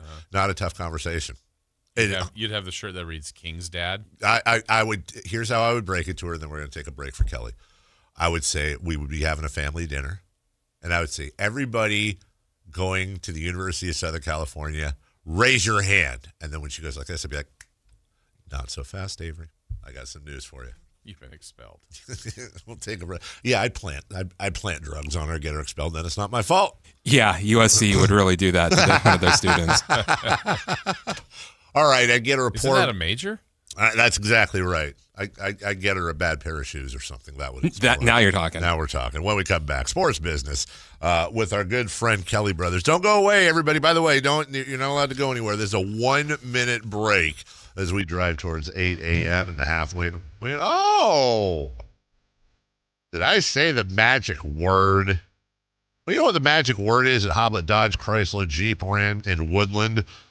Savings. It's no secret. With everything going on in the world today, guess what? One thing's never going to change. Hoblet's saving you money. Right now, 4.99% financing for up to 84 months on all new vehicles in stock. And all the rebates you'd be eligible from the factory, all the eligible rebates you do. You get them all. You don't have to pick. Not one or the other like other dealers are offering. Only Hoblet has fought to get you a deal this good. Search, select, and save through their whole inventory at HobletDodge.com. Unbeatable prices, unbeatable selection, and now unbeatable interest rates. Nobody beats Hoblet, period. 1 minute. Kelly Brothers next. The San Francisco 49ers play on Sactown Sports 1140. Every game on your #1 sports station. Don't miss the action on your local sports leader. Sactown Sports 1140. On top of home and auto, Progressive protects your boat, RV, and motorcycle so you can explore the unknown. Actually, we just take the RV to the same campground every year. Well, maybe you can catch your own dinner on your boat. Oh, we can actually get pizza delivered there from this brick oven place we love. Will you at least try a new topping? Honestly, probably not. We kind of have a go-to order. Fine. Just bundle home or auto insurance with your outdoor vehicles with Progressive and stay protected when you go, I guess, where you've gone before. Progressive Casualty Insurance Company and affiliates. Not available in all states or situations. What in the world is going on? You didn't hear? You can get iPhone 16e at Cricket Wireless for $0 when you switch. iPhone 16e for $0. No way. Yeah, and it has Apple Intelligence so you can clean up your photos. Clean up your photos. Okay, but what's the hurry? The offer ends soon. What they said. Switch to Cricket and get iPhone 16e for $0 with no activation fee. Smile, you're on Cricket. Requires new line and port in on the $60 Supreme Unlimited plan. First month service charge and tax to its sale. Terms and restrictions apply. See store for details. Joining us now on Sports Sense, certified financial planner Kelly Brothers. Kelly is an advisor with CapTrust, one of the nation's largest registered investment advisors. CapTrust counts among its clients numerous pro athletes and pro sports franchises, but most importantly serves many Northern Californians through comprehensive financial planning. Here's Kelly Brothers. Kelly Brothers. Good morning, Kelly. Good morning. You know, we always we don't talk about what we're going to talk about, but we have a couple of bullet points of things that Kelly wants to touch on, or vice versa. I want to throw you a curveball. I want to reverse it because we were we were just having a conversation about this, so I thought it'd be good just to roll right in. I have been obsessed with this expansion in the NBA, Kelly, and I've been trying to look at it from an NBA ownership point of view, and I won't go through the whole rigmarole, but on one hand, hey, TV contracts are kicking in. We're going to get $20 billion in expansion fees split amongst us. That's going to raise all the franchise values by significant amounts. And then I was just talking at the end of the last segment about how most people don't realize these owners oftentimes aren't only not making money immediately. They, in many cases, are losing money to capital calls over the years, like probably Kings owners are more in than out. You can't cash out until you sell. So my thought is, and that's my big lead up here, Kelly, is over the next 4 years, are we going to see some buyers come in and overpay for teams because they want to be a part of that incoming cash? And then are we going to see a lot of owners after expansion say, I'm ready to cash out now?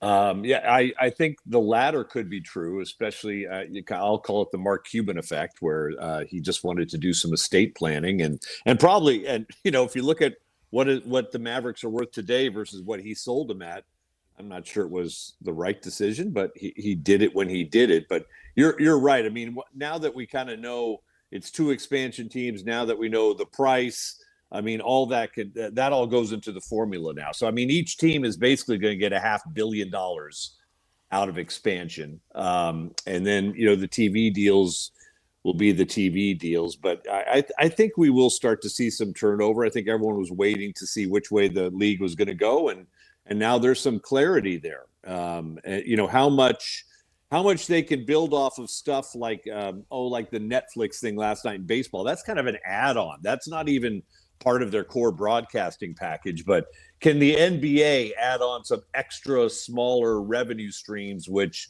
really accrue to something over time, remains to be seen. Kelly, your opinion on the 2 choices, Seattle and Vegas, if you were advising, if Dave and I had the funds to own a Vegas team or a Seattle team, what would you say, which one would be the better one to pursue? I think Vegas is blowing up. I mean, but I also, that's a great question. I think Yeah, you know what? I'm not deep enough to know what the stadium situation is in Seattle. Do they need a new place, or did they redo, or would Kraken Arena suffice? I don't know what their stadium situation is. They redid Key Arena. They did a huge renovation. I think that's what Climate Pledge Arena is. We figured that out right They'll now. probably do a new one. I think they eventually right? will. Yeah, but right now I think that's where they'll be playing. Yeah, it was interesting because it was only last week that Howard Schultz left Seattle and moved to Miami. That would have been a tough city to be in after you sold the team and it immediately moved to Oklahoma City. But Seattle has I think, a fan base which is starving for basketball, and this would salve a lot of wounds there. But man, when you look at Vegas and what's going on with the Raiders and how that team's value has grown. Maybe we don't give Mr. Davis enough credit, but man, the overall value of the Raiders up. They're getting a Super Bowl that's coming up as well. You've got the A's. That construction is ongoing. So, Vegas is blowing up in a positive way. That'd be a tough decision. Both offer hungry fan bases. Yeah. Which is so interesting because when you look at that Vegas market, it's a unique market. It's unlike anything in American sports. It's a bottom 5 market when it comes to TV and market and, size and all that. But as we were talking about at length yesterday, not only are they going to have pretty much all the major sports, including the WNBA, including the home of UFC and boxing, the Sphere, everything else. I mean, it is truly the entertainment capital of the world, but a lot of that base, they got a good season ticket holder base, but a lot of it's just simply tourists coming into town. Hey, let's go catch an A's game or a Raider game or whatever. It's not the best home field atmosphere at those Raider games, for example, but You're right. They are one of, I think, 7 or 8 cities now, or will be once they get the NBA, that's going to have all of them. And I wouldn't think Vegas would be that. No, yeah, it's a very transient kind of fan base, and does that impact profitability over time? You would think it would, but so many people come to Vegas. I'm not sure. It kind of feels like.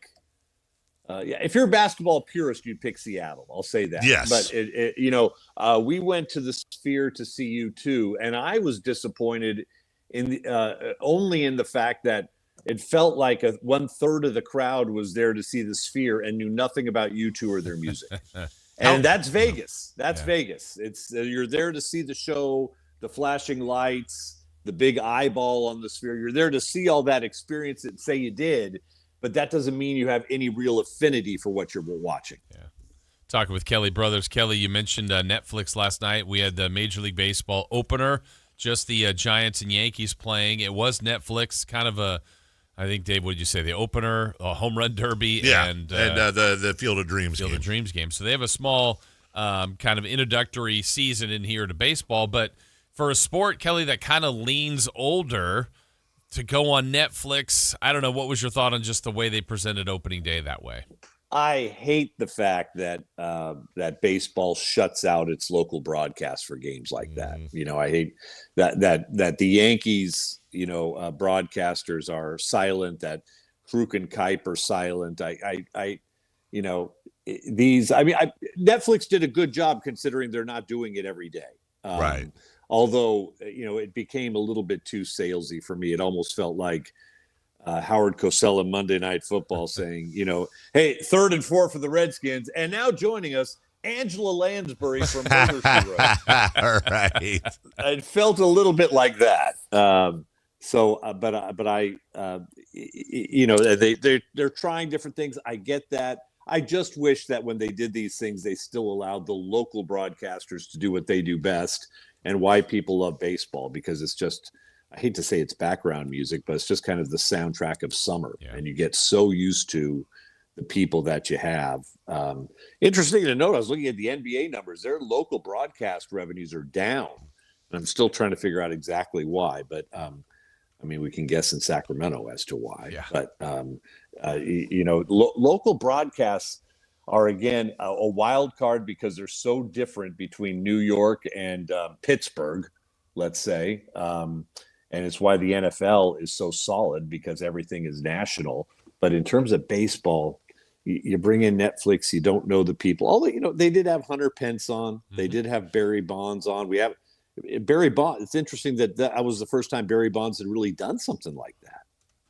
Yeah, and he wouldn't have bad, but also I think it's not the same, but it was a little bit like Michael Jordan joining the NBA on NBC broadcast, which was basically him sitting down with his buddy Ahmad Rashad and telling stories. It's same with the other guy who disappointed on the broadcast front. It was Joe Montana. They tried him. Yeah, and that just didn't work. So not everyone could be Tony Romo, I guess. Sure could throw a football though. Yeah. Yes, that's for sure. Absolutely. Just hopping back to Vegas. This reminds me now because we talked about this yesterday. It came out yesterday. I wanted to talk to you about it, and perfect timing.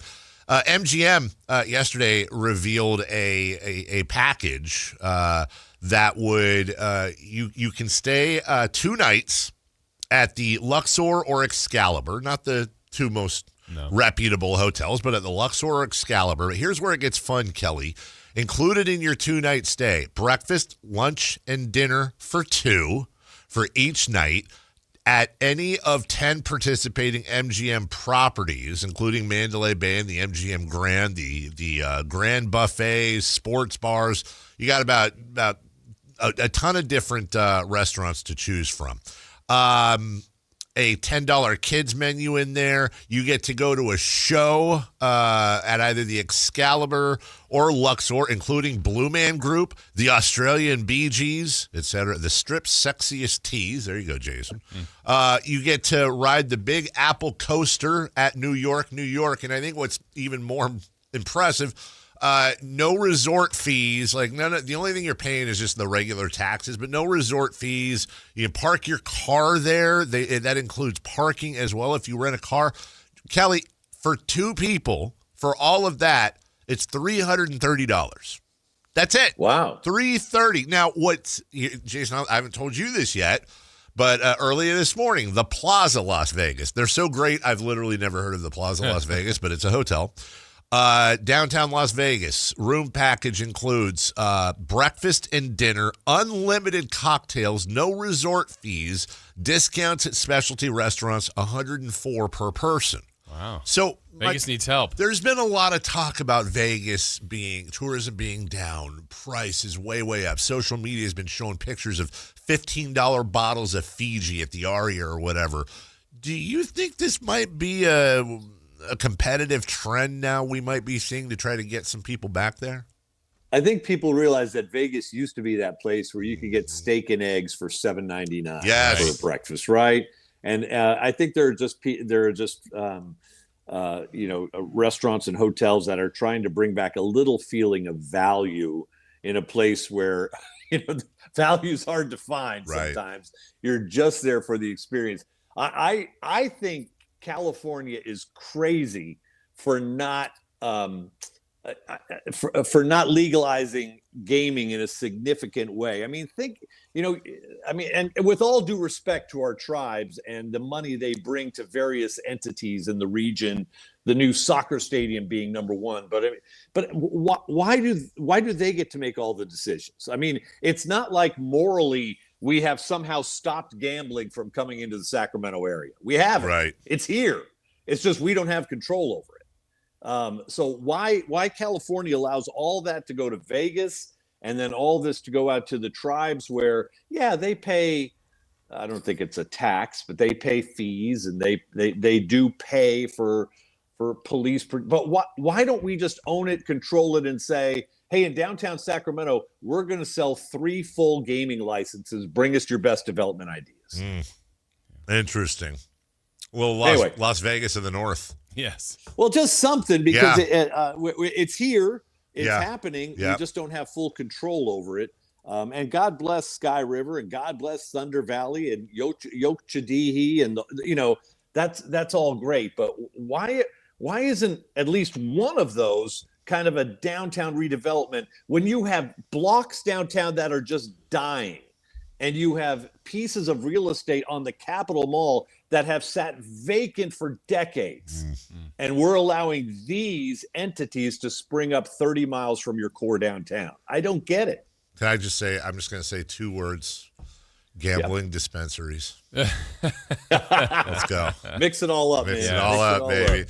Kelly, you're the best. Always good to see you guys. Interesting. Peace out. We'll talk to you soon. Kelly Brothers, we're late for a break. When we come back, we're going to go around the NBA in an amazing night in the NBA. A lot of stuff to talk about here, including something never seen in the NBA before last night. A record was broken. We'll talk about that next. On the move?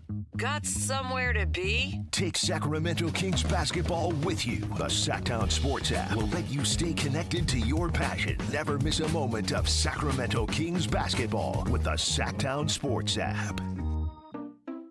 At Fisher Investments, we may seem like other money managers, but we're different. Are you really that different than the rest of us? We are. As a fiduciary, we always focus on what's best for our clients. What services do you offer besides investing? We have a team of specialists in financial planning, estate planning, and more. Your clients rely on you for all that? Yes, we ensure clients receive unparalleled service at every step of the relationship.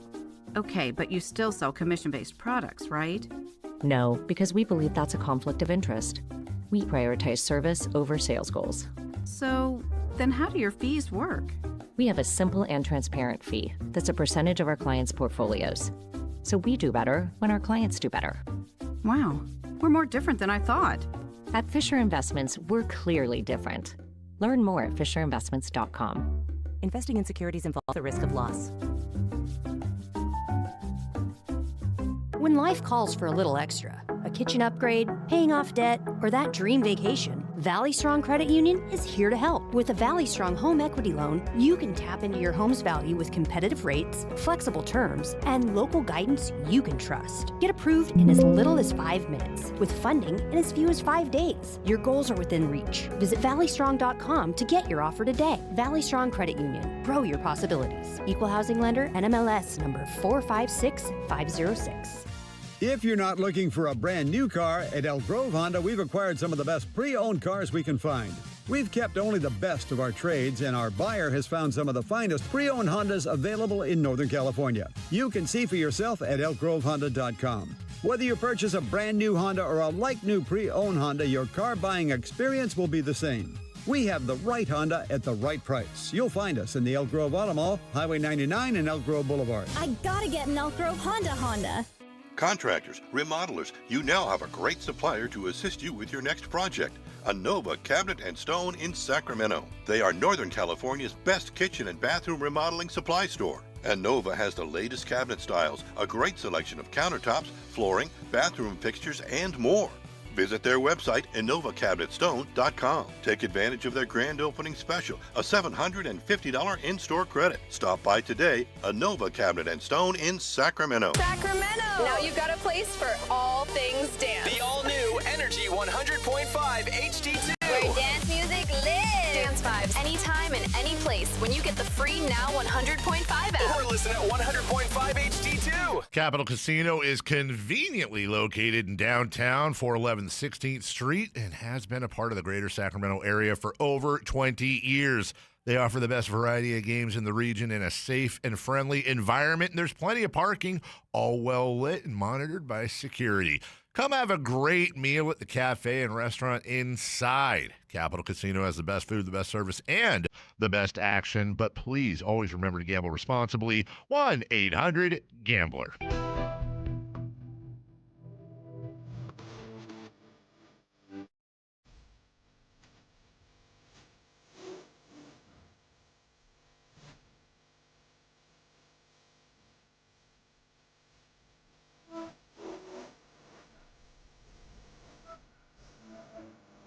The only place in the morning to get your sports fix. Live and vocal. The Carmichael Dave Show with Jason Ross.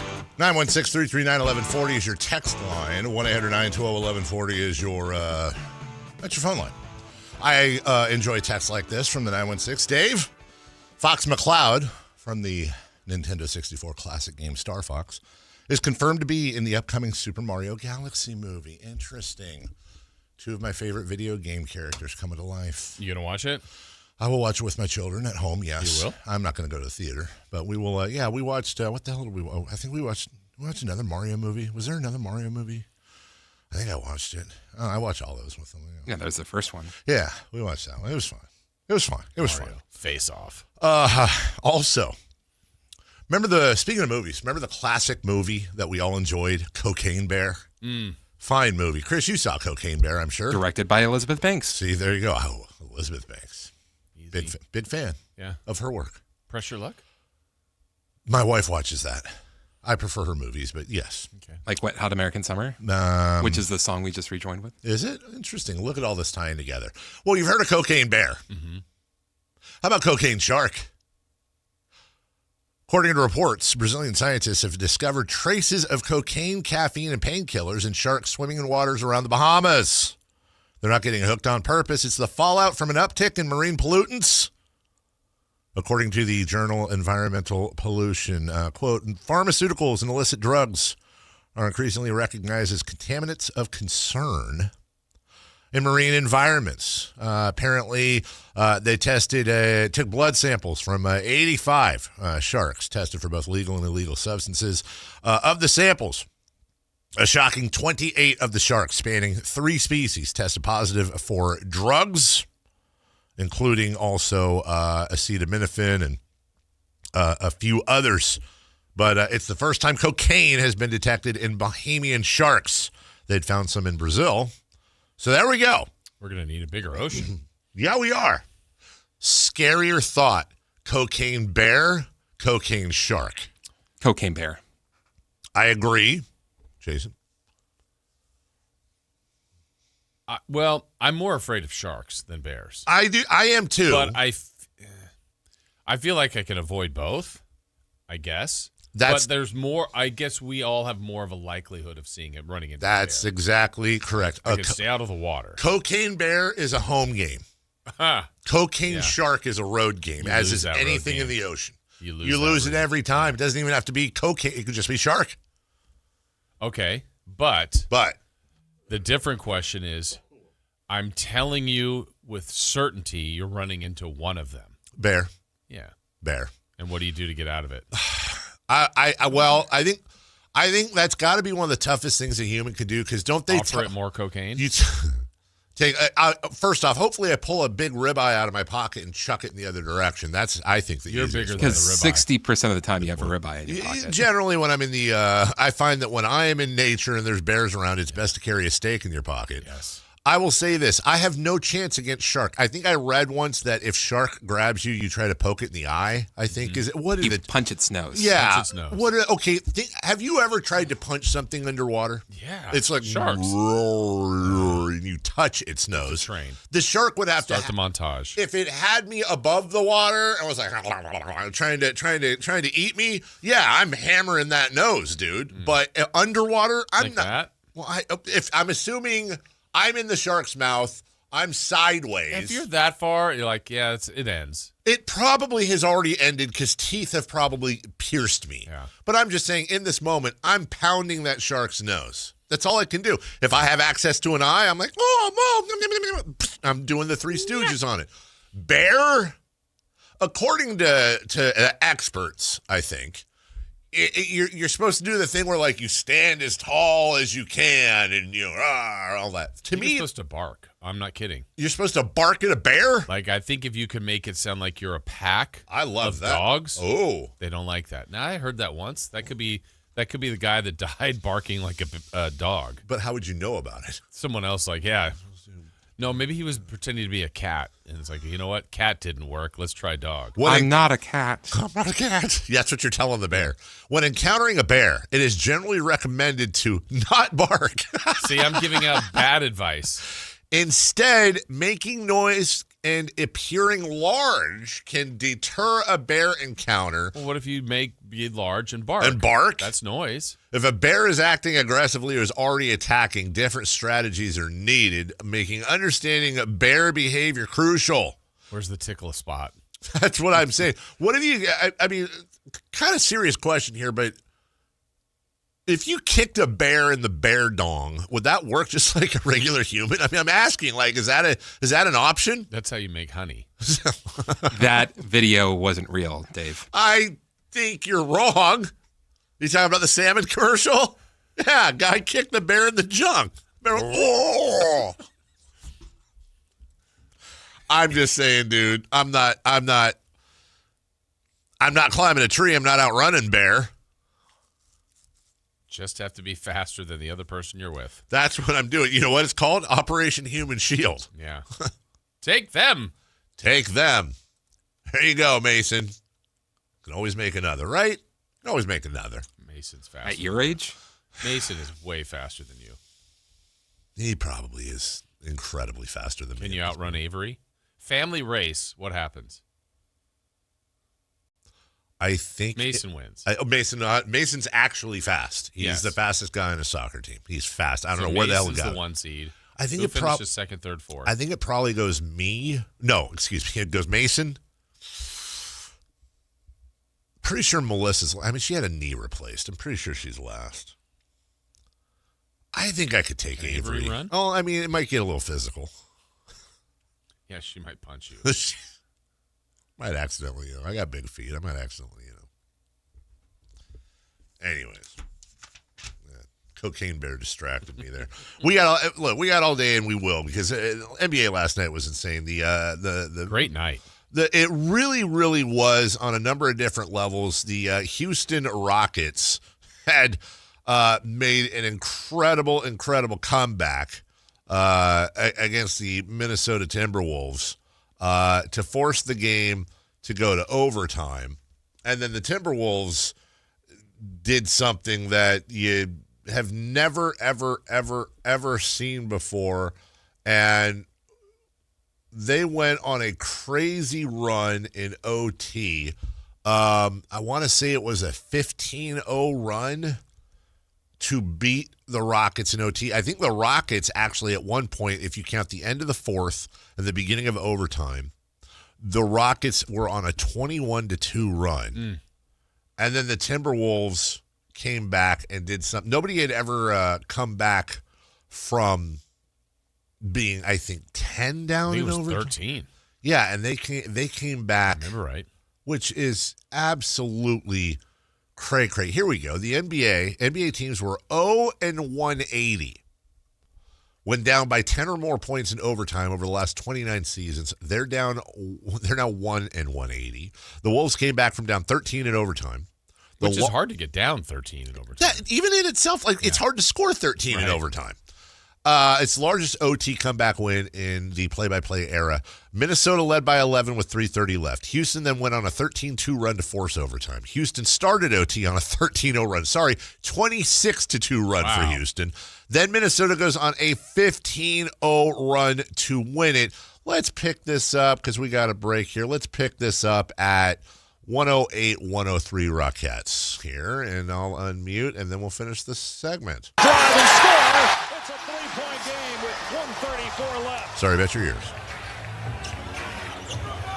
DiVincenzo to tie it up. Former King. Highland with 7 to shoot. Now Randall goes and gets it with 5. Guarded by Tate. Randall drives in the lane. Stops, pops, hits! Minnesota takes the lead with 8.8 seconds left. 15 in a row for the Wolves. And they won. Yeah. Wild night. Shout out, by the way, one of my favorite things in sports. Shout out to all the Timberwolves fans that left early. Honestly, everywhere. I want to see a highlight reel of that, of when fans leave early and give up on their teams, and then they're trying to get back in. Mm-hmm. Yeah, because they'll hear some cheering. Like, wait, what happened? Oh, well, we shouldn't have left early. I'm going to beat traffic. We'll take a break when we come back. Samuel Amick. He writes for The Athletic. We're going to talk a little Kings. We're going to talk expansion. We're going to talk all kinds of stuff with Sam. We'll do it next. You never know what you might hear when listening to a Sacramento Kings game. Out of Keegan, going for another triple. Man, is he feeling it. Keegan, can he do it? Yes, there's number 11, Keegan Murray. Keegan steps back. He just knocked down his 12th three-pointer, a Kings franchise record. He's got 45 points. Never miss a moment of Sacramento Kings basketball with Sactown Sports and the Sactown Sports app. This is the story of the one. As a safety manager at a manufacturing plant, he does everything he can to keep his coworkers safe. From finding ways to reduce risks to keeping safety supplies in stock. And for that, he relies on Grainger. Grainger offers a broad range of quality products and next-day delivery, so he can always play it safe. Call 1-800-GRAINGER, click Grainger.com, or just stop by. Grainger, for the ones who get it done. It's tax time, y'all. If you want to file free, this next one's for you. Now taxes is so free. Tax free edition only. Roughly 37% of filers qualify. Simple form 1040 returns only. Now this is taxes. Love that jam. Up next, commercials. Intuit TurboTax free edition. See if you qualify at turbotax.com/free. No schedules except for earned income tax credit, child tax credit, student loan interest, and Schedule 1A. Need life insurance but have diabetes, high blood pressure, or on anxiety meds? If you're a 50-year-old male, even porky, or with type 2 diabetes, $1 million of life insurance may only cost you about $200 a month. For affordable term life insurance, call Term Provider and speak with Big Lou at 800-777-1225. 800-777-1225 or visit biglou.com. Remember, Big Lou's like you. He's on meds too. 800-777-1225. When you take the time to shop at Folsom Lake Honda, there's one thing you'll always find. Happy people ready to serve you. As a family-owned and operated dealership since 2009, customer service is our #1 priority. Our customers love doing business with us, and you will too. Looking to own or lease? During the spring sales event, drive a brand new Accord or Civic. Visit us today at FolsomLakeHonda.com, your one-stop Honda shop. Folsom Lake Honda. Yeah, your one-stop Honda shop. Have you tried my Colombian tamales? Yes, but the Mexican tamales I brought are way better. Colombian tamales wrapped in plantain leaves are unmatched, you know. But the Mexican tamales wrapped in corn husks are the authentic ones. At least we can agree that they taste better with Pepsi. Without a doubt, tamales deserve Pepsi. No matter what tamales you love, enter for a chance to win a year's worth of groceries. Powered by Pepsi. No purchase necessary. U.S. residents 18 or over. Ends April 5th, 2026. Rules at pepsipromo.com/free groceries. Pepsi is a registered trademark of PepsiCo Inc. Carmichael Dave letting you know it's no secret the world feels unpredictable lately. One thing will never change, Hoblet's mission to drop high prices. Right now, and only at Hoblet Dodge Chrysler Jeep Ram in Woodland, you can get 4.99% financing for up to 84 months on all new vehicles in stock and keep every factory rebate that you qualify for when you finance with Hoblet's preferred lender. That's 4.99% financing. You keep all the factory rebates you qualify for, not one or the other like other dealers are offering. Only Hoblet has fought to get you a deal this good. Search, select, and save through their whole inventory at HobletDodge.com. Unbeatable prices, unbeatable selection. Nobody beats Hoblet, period. 4.99% APR available on select new vehicles in stock while supplies last. Pricing and savings may vary by model and trim. Financing on approved credit through Hoblet Preferred Lending for well-qualified buyers. $60,000 max finance, approximately $14.14 per thousand financed. Residency restrictions and lender membership requirements may apply. See dealer for details. KHD-KHD1 Sacramento, KYMX HD3 Sacramento. From the Power Business Technology Toshiba Studios. This is Sactown Sports, 1140. The Carmichael Dave Show. He's on the microphone when he's not on the microphone. He's playing a song, and when he's not playing a song, he's on the microphone, and then boom. With Jason Ross. No, he didn't. Yes, he did. Call or text at 916-339-1140. It's the Carmichael Dave Show with Jason Ross on Sactown Sports.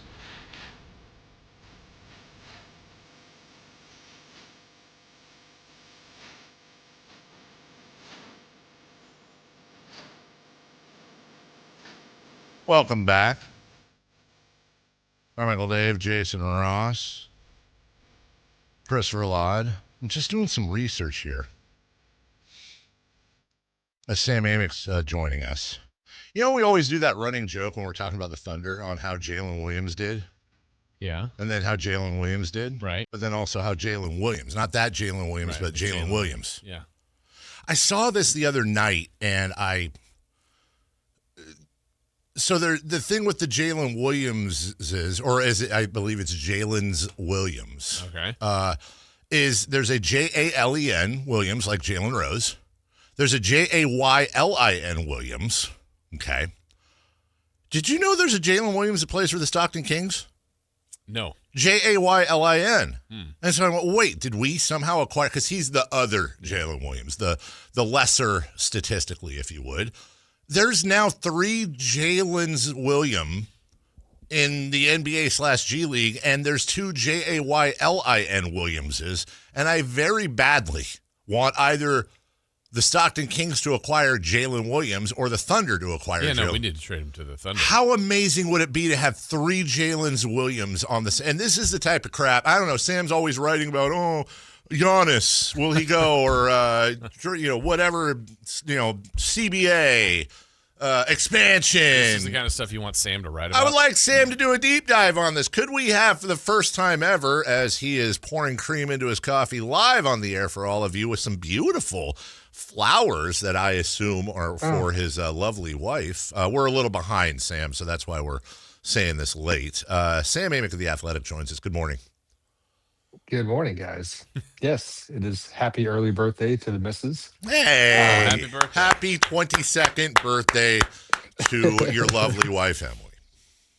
That's the name game, my friend. Don't hold your breath. I don't think that's going to become part of my coverage, but it is weird how, Jalen Rose takes a lot of pride in it, and how his mother, spawned in more ways than one, a generation of Jalen's. And it's become, somebody wrote about it recently, and numbers are staggering in terms of how many Jalen's there are. So you are not incorrect. Okay. Well, we'll find somebody else to cover it. Jason? You're done with Sam? That's all I have. Sam, I've got one for you. You wrote yesterday about Adam Silver's comments about tanking, and I think I'm paraphrasing, but he basically was like, it's all going to change next year. So do we have any idea as of yet how, or is it all just going to be a fun surprise for us? I'll try to pull it up here in a second. When the first story came out about the GM meeting 6 weeks ago, I guess, where this was front and center as a topic, and where Adam kind of famously chastised some of the GMs and got into it with some of them. Some of the ideas were floated at that time. I absolutely would like to make some phone calls in the near future and get a better sense of which ones stuck, which ones haven't, which ones are still in the conversation. It sounds like yesterday at that Board of Governors meeting and the day before, it would have been one of those very interesting fly on the wall experiences, because this was a major topic of discussion. So I'm going to try to pull that up now, but no, I don't know which ones. You hear about let's have the draft position set in stone halfway through the season. That one to me has major issues, because you're just going to move up the tanking.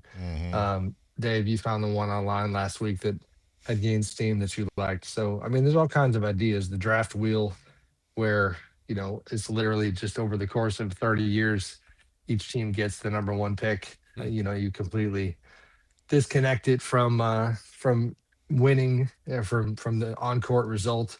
That was, I think we've talked about it in the past. Mike Zarin is a longtime Celtics executive who came up with that idea. So there's a lot of ideas.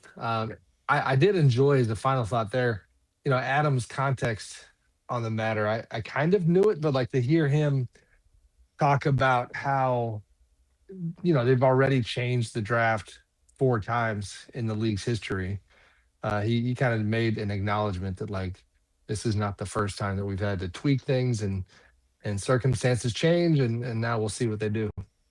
Is that that seems to be a bigger issue amongst the league as far as the players go. I know they've talked, Sam, about the 65 game rule. I think, what do you think the approach will be on that, as far as you have to play 65 to win, qualify for awards? Is that something that sticks? It's here. So I wrote about that today. I enjoyed kind of giving my 2 cents on it. The problem, that's a weird one. For one, when the 65 game rule was implemented, first of all, it was agreed on by both sides going into this CBA.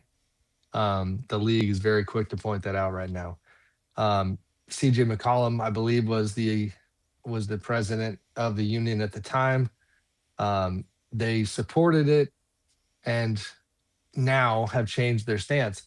But I think it's fair to change their stance. I wrote today that I think I was wrong about it. I liked it at first. And then I'll never forget being at Chase Center. And again, just wrote it. So the date was, I think, January 30th of 24.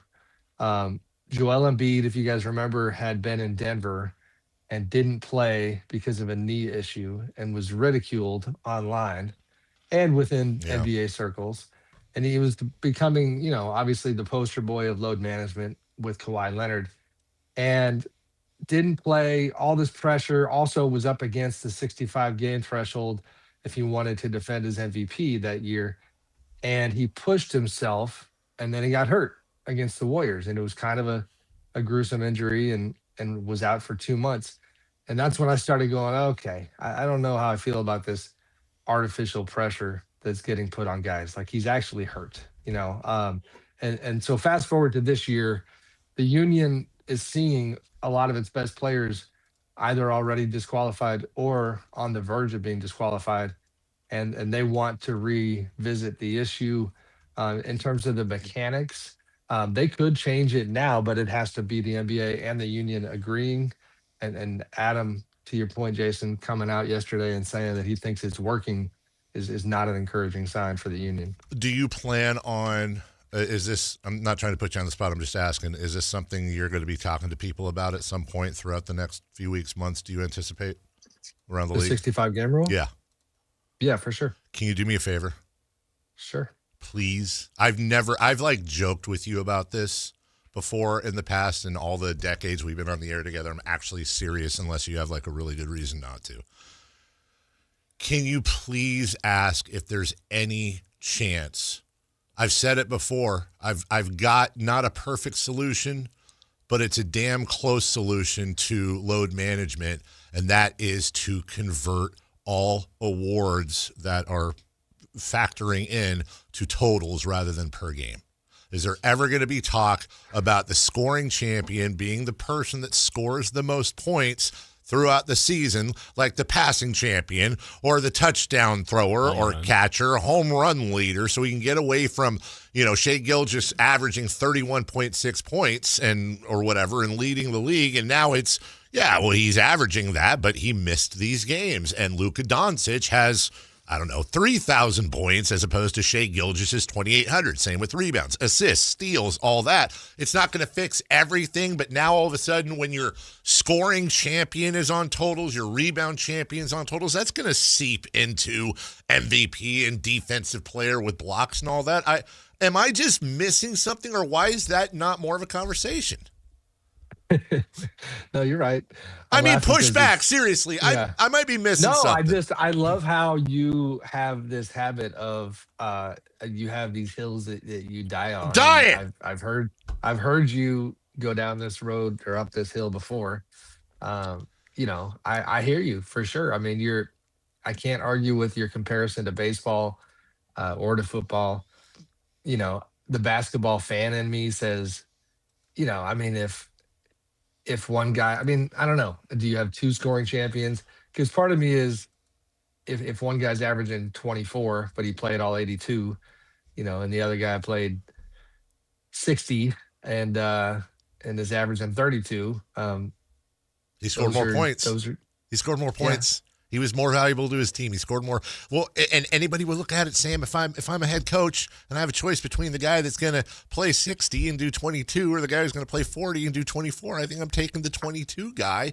I think the way to look at it is kind of what Jason brought up. Like, how asinine would it be if it was like, again, Aaron Judge led majors in home runs with 0.38 per game, or Patrick Mahomes led the NFL in touchdowns with 3.1. No, everyone would think that's stupid. Why is the NBA the only one that does that? And in the load management situation, now these guys have real investments.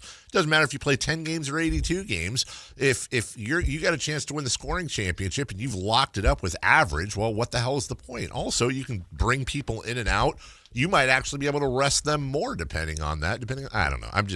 I am dying on the hill, dude. No, I hear you. I mean, they need to find, answers. I mean, what I wrote today was that this lever didn't work. This 65 game lever. You need to get the same, and you need to find a way to apply pressure so that you don't have the Kawhi Leonards of the world doing what they do. But I tell me if you guys think I'm being naive. I mean, one other thing I've felt this season is that for years players have said that like basically, listen, it's not just us, and a lot of times it's not us at all not wanting to play. It's the organization. Yeah. And I will say, as we watch this Giannis situation unfold with the Bucks right now, that is the type of evidence that strengthens their case. Giannis wants to play. Giannis has, it has already been leaked, first at our place, then at ESPN, that Giannis wants to play. He disagrees with the Bucks. That didn't work. So, he got the players union to put out a statement. That didn't work. And he's still getting ruled out.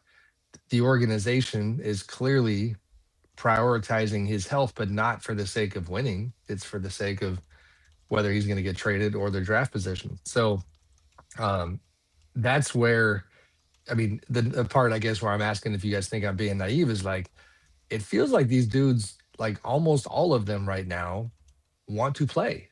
Like the ones who aren't playing are hurt. And then they look up and it's like, wait, we're going to have a all NBA team of the second and third tier players that kind of does matter for the sake of conversation historically. A bunch of guys sliding into those slots that didn't have all NBA caliber years. I think that's an issue. Sam, Chris, put your headphones on real quick. Quick questions. Go around the table and then you have a question. Jason, is Sam being naive? No. Chris, any naivete on Sam's part? No. That's unanimous, Sam. I don't think you're being naive at all. I think it's actually an excellent point. Back to you. I'm just happy to hear I wasn't neurotic. Sam, 2 days ago, I think Victor Wembanyama post-game was asked about making his MVP case. I thought he did a great job for it personally, but I don't know that he's going to get it. Draymond has since reacted to it. What did you make of kind of Wemby's lean on, hey, guys, by the way, 50% of this is defense, and I'm the most impactful defensive player. You can argue my impact on offense. Just what did you think of Wemby's statements the other day? MVP voter Sam Amick joining us, by the way. Go ahead. Did he influence you? Yeah, I don't need 5 minutes to answer it like Draymond. I will repeat, his main thesis, which is I loved it and I hated it. And what he meant by that was that he loved hearing the conversation and then realized to himself, like, why does this still have to get explained? The defense is a big part of the game. That's the part that you hate. I'm going to take a fair amount of credit for this one. It's been kind of fun to see it unfold because when Victor was in Sacramento, I had asked him in the press conference, that essentially, are you mindful of the MVP race and how deliberate are you going to be down the stretch to try to win this thing? And he answered it thoughtfully, like he always does. And on the way out the room, I had kind of, and I don't really know him well, but he was there and I figured I'd take a shot at it. I just asked him, would you vote for yourself? And he kind of stopped for a minute and he turned and said, oh, of course. Well, then my colleague in San Antonio, Jared Weiss, kind of took that ball and ran with it in a great way, had a long debate with Victor in the locker room about MVP. So, I think he's hitting on all the right points, and it's the type of thing that's driven me nuts about this discussion for a long time. Is as much as I like Joker, every time I've voted for Joker, I've had to get myself to a place where I felt good enough about the Nuggets defense overall that it wasn't, an embarrassment to vote for Joker. Like he has gotten a lot better on that end. He's certainly nothing like Wemby. Victor's impact defensively is absolutely transcendent. And what he's doing offensively, there's more than meets the eye there too. And again, I'm just rehashing things I wrote last night. They're fresh in my mind. Like if the Spurs pass the Thunder in the standings, I will think seriously about voting for him. And right now they're only 2 games behind. I think what Victor Wembanyama, I'm paraphrasing, but basically it was like and let's just put it this way, like if you took every player and you rank them, you gave them a 1 to 10 score on offensive ability and 1 to 10 score on defensive ability, and you added those two together, I don't think anybody has the score Victor Wembanyama has. That being said, what you just said there, if they pass OKC, you would think seriously about voting for him. Does that mean that you're currently in the SGA camp? Yes. You just killed Dave. You wanted me to vote for Levine? No. I mean, who says no? Can I make a quick elevator pitch to you, Sam? Is this your Joker? You love your Joker. SGA is third. Now, I look, you can go Wemby or you can go Joker. I'm looking at them. I know this isn't the end-all be-all. But I'm, just looking at SGA and Nikola Jokic side by side. Not only do you have a center averaging a triple-double, not only is he having better numbers, which this shouldn't matter, but then he had any of his MVP years. Shea is actually technically slightly down from last year. But my God, Sam, Joker. Mr. Totals, he's down from last year. No, we don't pay attention fair play. Fair play. But even then, Joker is tripling him in rebounds. He's almost doubling him in assists. They have the same amount of steals. He's got better field goal percentage. Box plus minus, dusting him. Value over, I'm getting nerdy here, but value over replacement player, dusting him. He has less of a supporting cast than Shea does in Oklahoma City. And then you have Victor Wembanyama, who I could make the case for him we just kind of did over SGA as well. Let me ask you this. You're the expert. You're the national writer. I respect you, but why is SGA ahead of both of them? Why? Because he's. Damn it! I'm trying to cheat and look at numbers here. That's all. No, I mean, I can go on. I mean, I'll continue until I'll vamp. The foul baiting, foul merchant. Wow. Guy didn't even. Dave hates SGA. I love it. Now you sound like Clark Griswold in Vacation. I'm just saying, Jokic is having a 1-of-1 season for a playoff team. But if you were to say, okay, a playoff team, that's the threshold. Now? Well, look, it's Russell Westbrook year. OKC is a better team. Don't get me wrong, but I think if you took Shea and you took Jokic off of both teams and they played each other in a 7-game series, I gotta think OKC probably sweeps the Nuggets. So there's that factor, and maybe I'm wrong, but I don't think you'd disagree they'd win. They went. Huh? I mean, I think they went. I think the Nuggets went. You think the Nuggets beat the Thunder?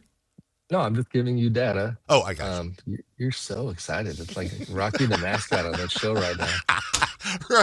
Rocky. Oh, by the way, anytime we think of Rocky, by the way, thank goodness Rocky's okay. One of the worst highlights we ever remember. Yeah. Rocky got lowered from the ceiling. A long time he ago. adapted. He overcame. Yeah. Anyways.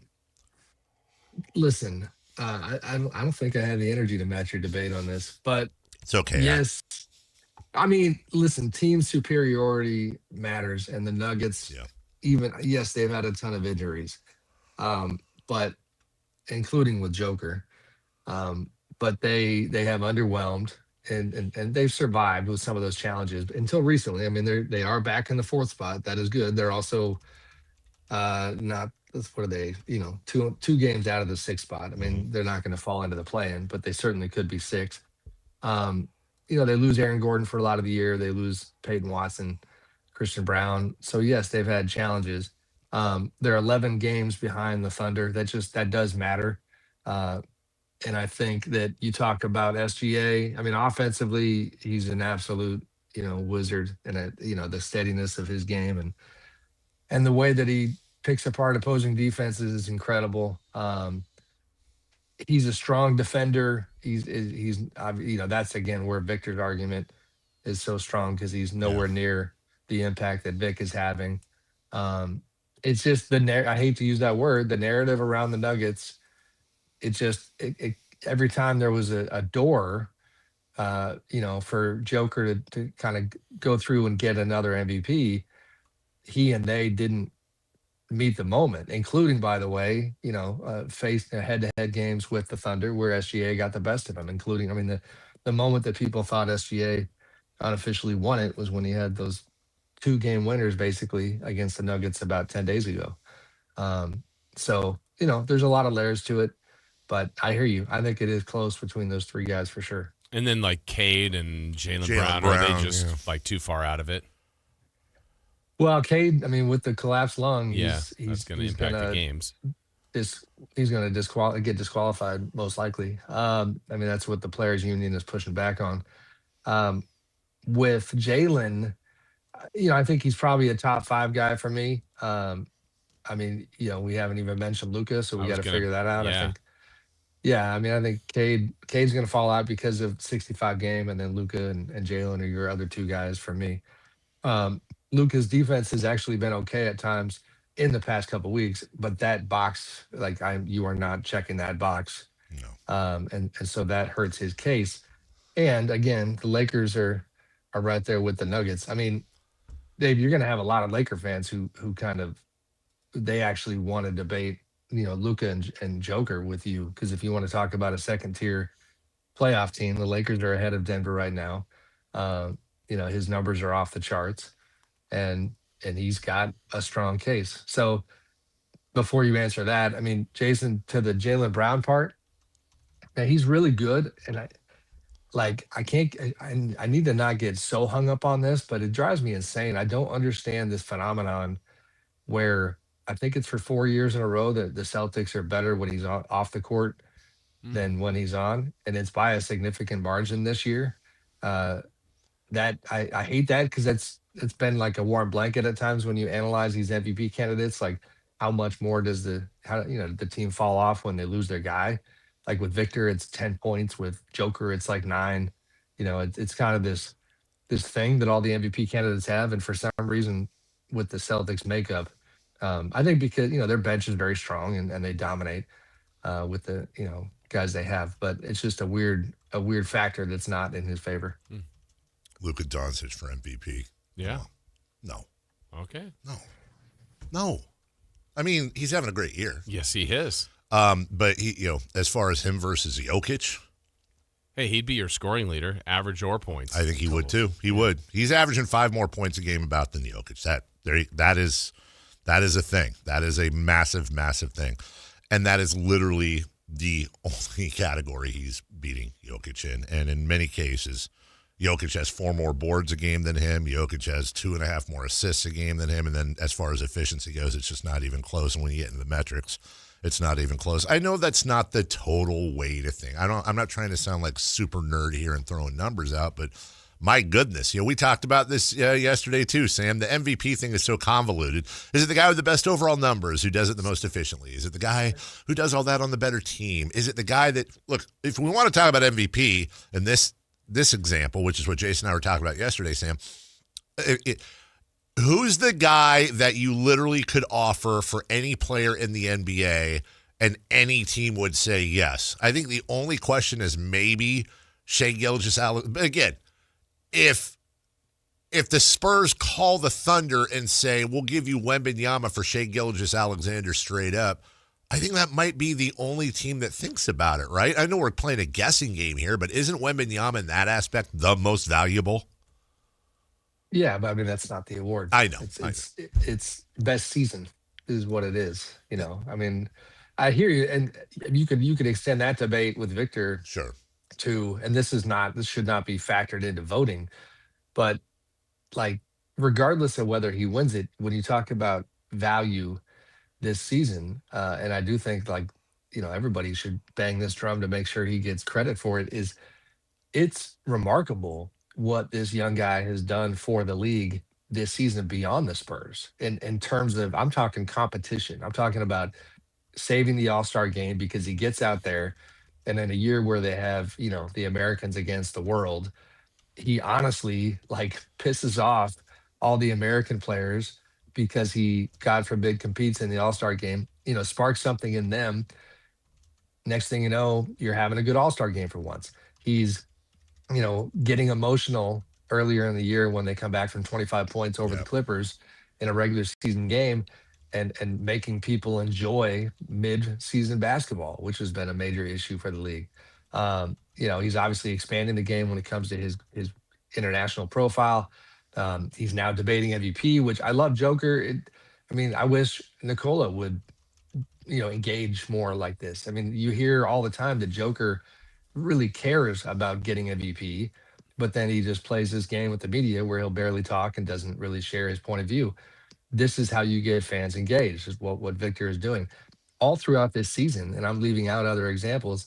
I mean, especially with this backdrop of all these controversies with the Clippers scandal and gambling and tanking and all this stuff, like Victor has been like just an absolute revelation. He's taken a huge jump. But on the MVP front, last thought there is like, I mean, if they pass the Thunder and they go from being a non-playoff team last year to having the best record in the league, I don't know how people don't reward him for that. That's Sam Amick joining us. They are currently, by the way, 2 behind the Oklahoma City Thunder. And just to kind of, as we go to break, underline your points, I'm sure not coincidentally, Victor Wembanyama so far this season has played 58 games. He played 46 last year, and we still have about 10 games to go. Read Sam at The Athletic or theathletic.com. Just get the app, download it, and the subscription is cheaper than a cup of coffee at most of your coffee places, and well worth it. Hey, pass on our happy 25th birthday wishes to your wife, and we will talk to you soon, Samuel.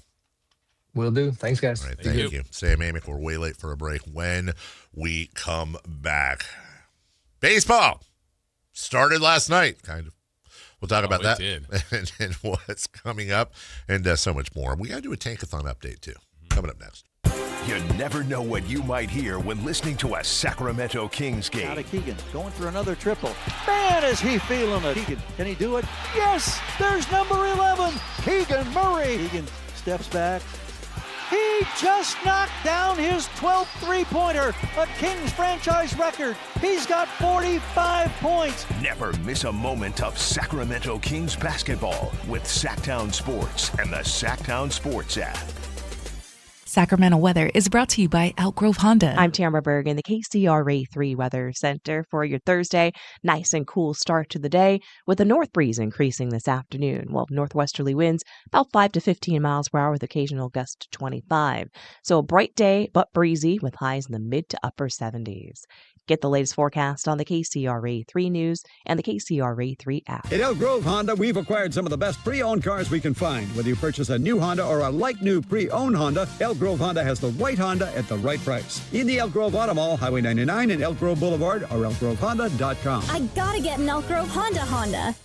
If you don't care about saving 50% off your wireless bill for the same 5G coverage the big guys are charging a fortune for, maybe you care about keeping jobs in America. Pure Talk does.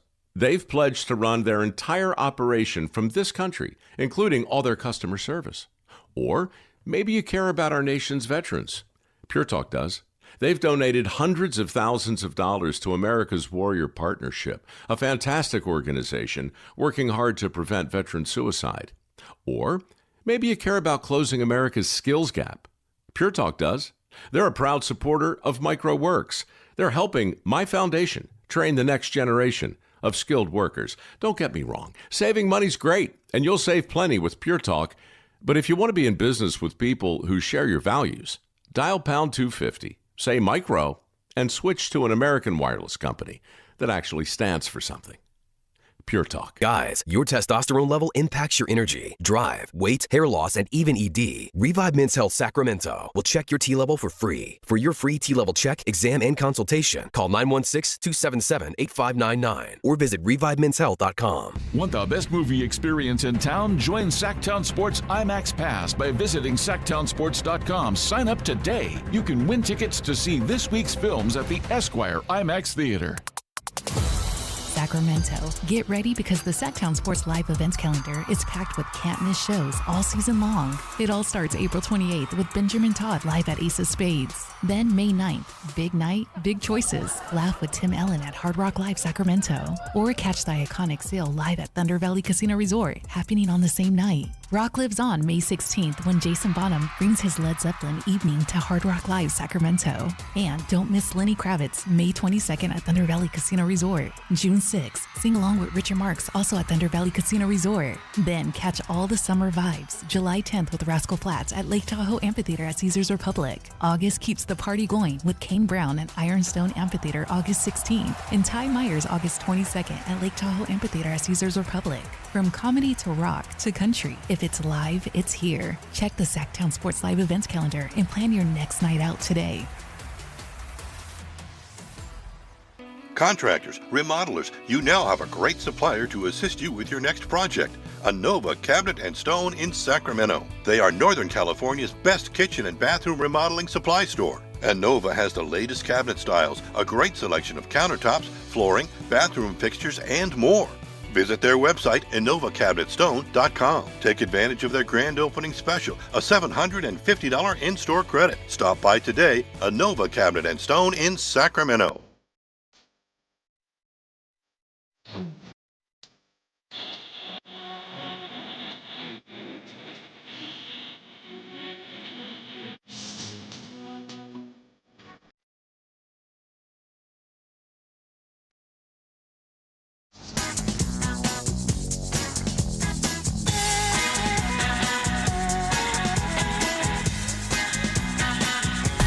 Carmichael Dave. He has very good sources, and he just kind of tells it as it is and gets to the point. Jason Ross. He has a lot of pretty smart things to say. He's good at what he does. On Sactown Sports. Kings fan Krish online. Okay. We were just talking about the lottery and tanking. Wrote a manifesto on keeping the lottery, but reversing the incentives. Jason Ross. Okay. The mechanics are as follows. Only non-playoff teams are entered into the lottery for picks 1 through 5. Non. Wait, okay. Well, odds are flattened further than the current structure. So the gap, meaning not 5 teams, but the non-playoff teams are entered into the lottery from 1 to 5. Yeah. Okay. Odds are flattened further than the current structure, so the gap between the best and worst odds within the non-playoff group is relatively small. Okay. Within that non-playoff group, the best regular season records get the best odds in that lottery, and the odds decline as the records get worse. Once the top 5 picks are drawn amongst non-playoff teams, pick 6 are through the number of non-playoff teams are assigned strictly by record. So the worst non-playoff team that didn't get a top 5 pick, they would pick 6 and on, just like the NFL. Like they do now. The next worst non-playoff team gets picked 7. After all non-playoff teams are slotted, playoff teams select in their traditional positions based on record and playoff. So basically, he's eliminating it, or eliminating or trying to eliminate taking incentives by blending these. Yeah, did I hear it right? Did he say that, though? So the 14 teams that don't make it, the team that had the best record would have the best odds? The team that has the best record would have the best odds of a more flattened out. Yeah. So it might be like 8% versus 6%.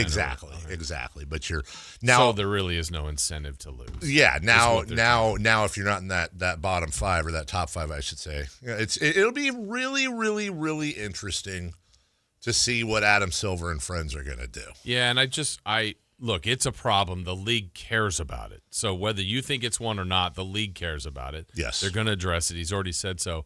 I just can't get around the fact that I wonder if they're overreacting to this year. This year's an issue. I'm not denying the issue.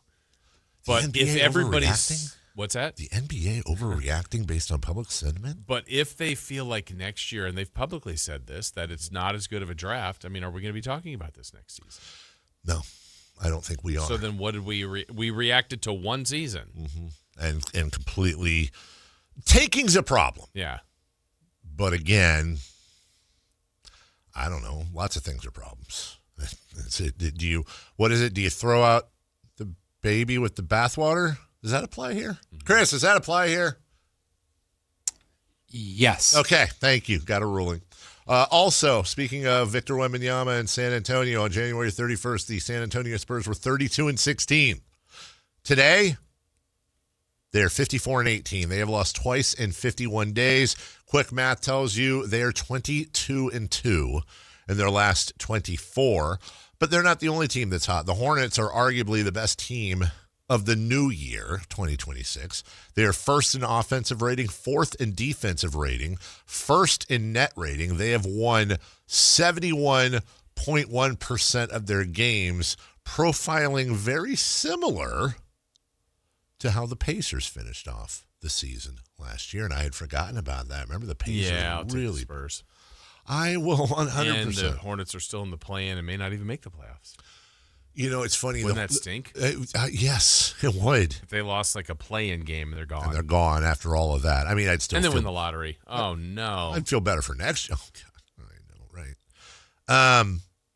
I said this yesterday. I'd still think Atlanta is easily, to me, the most under-talked about team. Let's put it this way. The Hornets are getting all the pub that I think Atlanta should get. I don't think the Hornets shouldn't. They deserve publicity and they deserve people talking about them. I just don't hear enough Atlanta. And they went into Detroit yesterday and they did this in overtime. Shoots and misses everything. It's loose and they put it back up and no good and the game is over. And the Hawks have won. And they defeat the Detroit Pistons, the team with the best record in the Eastern Conference. The final score, Hawks 130 and the Pistons 129. Jalen Johnson's also not getting enough pub for being a young superstar. 27 points, 12 assists, 8 rebounds, which, by the way, is right around in line with his season averages. C.J. McCollum, 27 points. Nickeil Alexander-Walker's having a phenomenal year for them. 21 points, 4 and 3. And Dyson Daniels, who's not really your offensive guy, in 43 minutes, that's a team high, 16 points, 13 rebounds, 4 assists, 2 steals, and a block. By the way, of those 13 rebounds, 8 of them were offensive rebounds. I'm not trying to say Atlanta's winning any championships. What I do think is that between the Charlottes of the world, the Atlantas of the world, yeah, Boston, maybe New York, Detroit, those are your favorites, but yeah. I'm really looking forward to the Eastern Conference playoffs. Dave loves the Eastern Conference. Love big Eastern. You know, Eastern versus Western Conference. I wonder if that was like East Coast, West Coast rap back in the day. I'm sure it is. Distinctive play styles, distinctive sounds. Yeah. Is Atlanta the Nas of the East Coast to the Warriors, Dr. Dre? I don't know. I couldn't think of anything. I'm sorry. I went with Nas and Dre. I could have done a Public Enemy, EPMD. I don't know. I don't know. Really? Already? Did we come into this last break late? Yeah. Okay. Can we do a tankathon before we break? Let's do a tankathon right now, and then we will get to the Major League Baseballs at some point because, hey, some people like baseball. Jason, you like baseball. I love baseball. As it stands right now, if we were just talking about a mock draft, the Sacramento Kings would be picking 4th if everything went to whatever. And according to Tankathon, that means they would be taking Caleb Wilson. But Darius Acuff fans are rising quite a bit here in Sacramento. Let's simulate the lottery very quickly. Jason Ross, who will you be picking for today? They won yesterday, but the Wizards. Oh, the Wiz. Chris Roulade? My old favorite, the Pacers. The Pacers. And I will today take your Sacramento Kings. Let's spin the wheel. Simulating today's lottery and stop. Whoa. That's interesting. The Washington Wizards are picking in the Sacramento Kings spot. They take Caleb Wilson. Who did you pick? Pacers. The Pacers. The Indiana Pacers. You lost your pick. They fall 4 spots to 5. Way to tank. That's what Chris wants. Idiots. Great. Kingston Flemings and the Sacramento Kings go up 1 spot and instantly send this entire city into a tailspin because of those picks, those top 3, if you will. This one might cause the most angst. Well, now that and Cam Boozer. I think Darren Peterson actually would, but I'm telling you right now, Cam Boozer, it's going to be all about, oh, God, is this Bagley? Oh, my God. I think you're saying that. Look at the list of Duke big men over the years. Chicago won, by the way. Yeah, Chicago gets Darren Peterson. Oof. Yeah.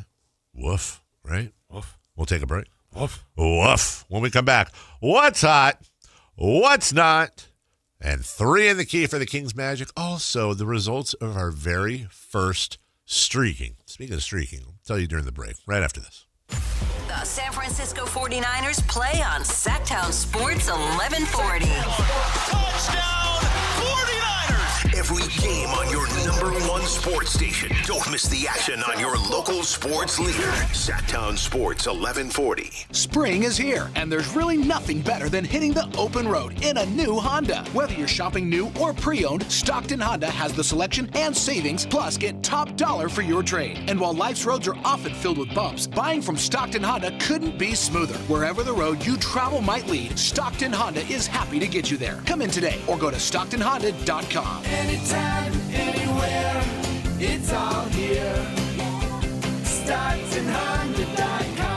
At Power Business Technology, we're not another big box corporation. We're your neighbors, locally owned and operated. We know what businesses like yours need, from reliable printers to high-performance copiers. We'll help you find the right solution with personal service you just can't get online. Need setup or support? We're just down the road and always happy to help. Power Business Technology, family hometown service with big-time solutions. Contact us today for all your business printing needs at 844-POWER-BZ. That's 844-769-3729, or visit us at powercopiers.com. When a person is seriously injured, there's no substitute for the personal legal relationship offered by the local NorCal firm of Ashton and Price. From the first attorney meeting, every important decision is made with a direct consultation with, and I can't believe I have to say this, a real, live, experienced, flesh and blood local attorney. It's called Home Court Advantage for a reason. Ashton and Price, serious local attorneys for serious people with serious injuries with no fee until we win. For the best local advice, don't think twice. Call Ashton and Price. Diabetes, high blood pressure, anxiety meds, everyone's on them. If you're a 50-year-old male, maybe a bit porky, and you may even have type 2 diabetes, $1 million of term insurance may only cost you about $200 a month. Call Term Provider. Speak with Big Lou at 800-345-2789. Big Lou will find a term life policy for you even if you have type 2 diabetes, are overweight, or have high blood pressure. Term Provider has helped thousands of people like you who think they can't afford term life insurance. To buy $1 million of affordable term life for you, all you need to do is call Big Lou at 800-345-2789. Lou will make sure the scales are tipped in your favor. Call 800-345-2789. Big Lou will answer your call and work to fit you into a term life policy that you can afford. Remember, Big Lou's like you. He's on meds too. Call 800-345-2789 or biglou.com. Rain-X wipers are the #1 wiper blades in America. That means all kinds of drivers choose Rain-X. Big drivers in small cars choose Rain-X. Small drivers in big cars choose Rain-X. Drivers with long hair and short commutes choose Rain-X. Drivers with short hair and long commutes choose Rain-X. Drivers with pets on board, babies on board, and bored babies on board choose Rain-X. Basically, drivers who love a clear view of the road all choose Rain-X wipers, the #1 wiper blades in America. Jackson Hewitt will do your taxes for $149 or less, no matter how complicated. So if you're a delivery driver, /handyman, /wedding DJ, you pay only $149 or less. We're talking to you, waitress. Check, please. /pet sitter, /influencer.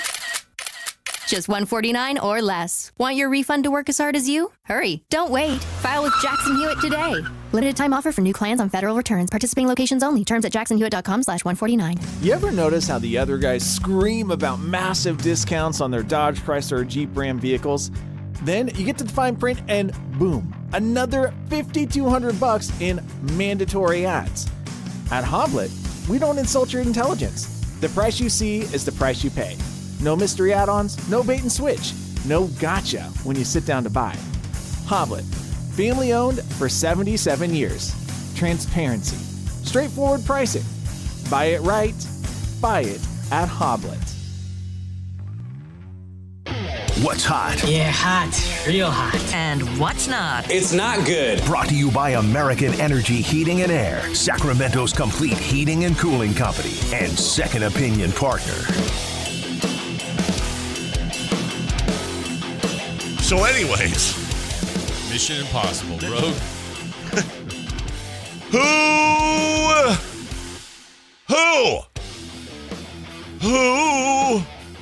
Who? Is there an Allen here? Who's hot? Allen's not here yet. Ha! The New York Yankees. Woo! Somebody took a crack at Allen earlier on the text line, by the way. I got to find it. It says that, I don't know, some baseball team he played for at some college. They said they've got him listed at 5'9", and that's obviously wrong. Wow.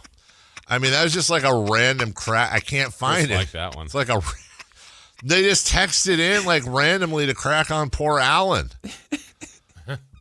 So, anyways, I don't know. We'll see. I miss cross talking with Allen. I enjoy it with Matt and Kayla, but we haven't cross talked with Allen in a while. Yeah, true. Why are they hot? Because they beat the Giants last night 7-0. 10 hits, 7 runs. They had that 5-run second inning. They're starting the season off right. Yeah, they are. Great. I'm going to take a wild guess here, but let's let Chris reveal it. Who's not? Oh, that would be. Sorry. That would be Aaron Judge. Oh. Last night, got up 4 times, struck out 4 times. How crazy was that? How crazy was it? The Yankees are the first team in Major League Baseball history to post a shutout victory despite having the reigning MVP strike out 4 or more times. That's not just opening day. That's any game. Ever. I mean, baseball's been around for a long, long time. I mean, the A's are celebrating their 125th anniversary. Wow. I find myself wondering, because I was watching the game, but I had some stuff on in the background. What did that even sound like? Now Aaron is on that list. He's outside. So this time goes to Keaton Wynn, and they're putting the golden sombrero on their head. So kind of more like all sit. As opposed to all rise, because he struck out 4 times. It'd be all sit, or I'll sit. I'll sit. More like Aaron fudged up his at-bats. What? I don't know. He fudged up his at-bat. He's a winner. Is this the beginning of the end? He's undefeated. I mean, I think you guys are probably right. They should trade him. Is that what you're saying? Good thing the Giants didn't sign him. Could you imagine if he did that last night? More like flaring Judge, because he's flared out his bat. Yeah, he would have had to hit the ball. He did the 5th time. More like Aaron Grudge, because he's going to be angry in game 2. Which is today? It is not. It's the customary break between the first and second game of the series. A lot of days. More like Aaron Sludge, because he's starting off the season slow. That's exactly like mud.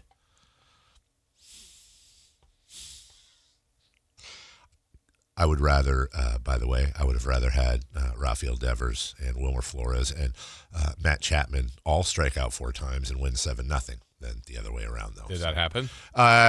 Remains to be seen. That's your opinion. 3 the key right now. Kings and Magic. Poor Aaron Judge. He is overpaid. He struck out 4 times last night, and that's tragic. No, it's not. It's super funny. Also, the Kings tonight, they take on the Magic. What are you laughing about? That's the one so far. So stupid. All right. All right. All right. What's next? All right. How about the Kings' high score today? And how many points? DeMar DeRozan with 24. I'm going to say Reno with 23. Berger. Reno, 25. Okay. Last time these two teams played, the Orlando Magic, for the second time in 3 seasons, set their 3-point record against the Kings. How many 3-pointers will the Magic make today? How many did they make, sorry? Something like 27 or something. I'll say 22. Hey, that's my number. 22. 15. And then a random stat from this game. They did that here, didn't they? Yeah. Ugh. More like folding one center because they folded on defense against the threes. Nope. Random stat? Dylan Cardwell, double-double. Wow. Yeah. Like that. Thank you. Like that call? It's a very good call. I am going to say the Kings will be the lowest scoring team in the NBA tonight. Really? Actually, not. It's only 3 games. Not a terrible. Well, let's see, Jason Ross. Tonight, well, we're going to do that a little bit later, so we'll go back and look at that. Chris? Kings will lose wire to wire. We're getting negative. Who would have thought? This is how bad this season ends, or the season is. The Knicks are playing the Hornets. The Pistons are hosting the Pelicans. Mm-hmm. The Kings are visiting the Magic. Yeah. There are only 3 games in the NBA tonight. If you took... Well, you don't want to go up against opening day. If you took the betting line for the Pistons hosting the Pelicans and the Hornets hosting the Knicks, and you combined them, they would be less than a third of what the Magic are favored over the Kings. The Magic are favored by 15.5. The Pistons are favored by 3.5 over the Pelicans. The Hornets are favored by 1.5 over the Knicks for a combined 5-point favoriting. And that's where we're at. And you know what? Hey, again, don't want to do the thing like that. Yeah, That's we're not going to do the thing for the we're thing. going to do the thing. This is what a lot of us asked for. It's fine. It's just, it doesn't mean it. Again, like we talk about, it's like you rehab, like Moses Moody's going to be doing a lot of knee rehab over the next year, right? I'll bet you it's not fun. Kneehab. That's great. Try to make me go to kneehab. But I said no. But I would say... Wasn't he the guy that tried to get the white whale? Captain Kneehab. That's well done. Moby Phallus. I can't say that other thing. Kids. I would like to say that I hope the Giants do better tomorrow. And we've got Major League Baseball coming up here in just moments, as a matter of fact. And by moments, I mean about an hour and a half. I will say this. There's going to be a lot of good times happening. I don't know why I think of the Midwest as like the best place for opening day either. Probably Chicago, Cincinnati, and all that. And wasn't that a thing? Used to be Cincinnati would open up every day. Every year, right? What? Why not? The Reds play at 1:10. They host the Red Sox. That's the 5th game of the day. Thanks, Marge. They are doing the stagger, though, and I do appreciate the stagger today. 10:15 Pirates Mets, 11:10 White Sox Brewers, 11:20, it's not really a stagger, Nationals Cubs, 12:05 Twins Orioles, 1:10. Ooh. Ready? Mm-hmm. We'll just do this part of that first. Chris, you can play along too. At 1:10, the Reds. Nope. Actually, that is what it is. And I can't give you any other pronunciation. The Reds. Reds at Red Sox? Red Sox at Reds? That is correct. The Angos.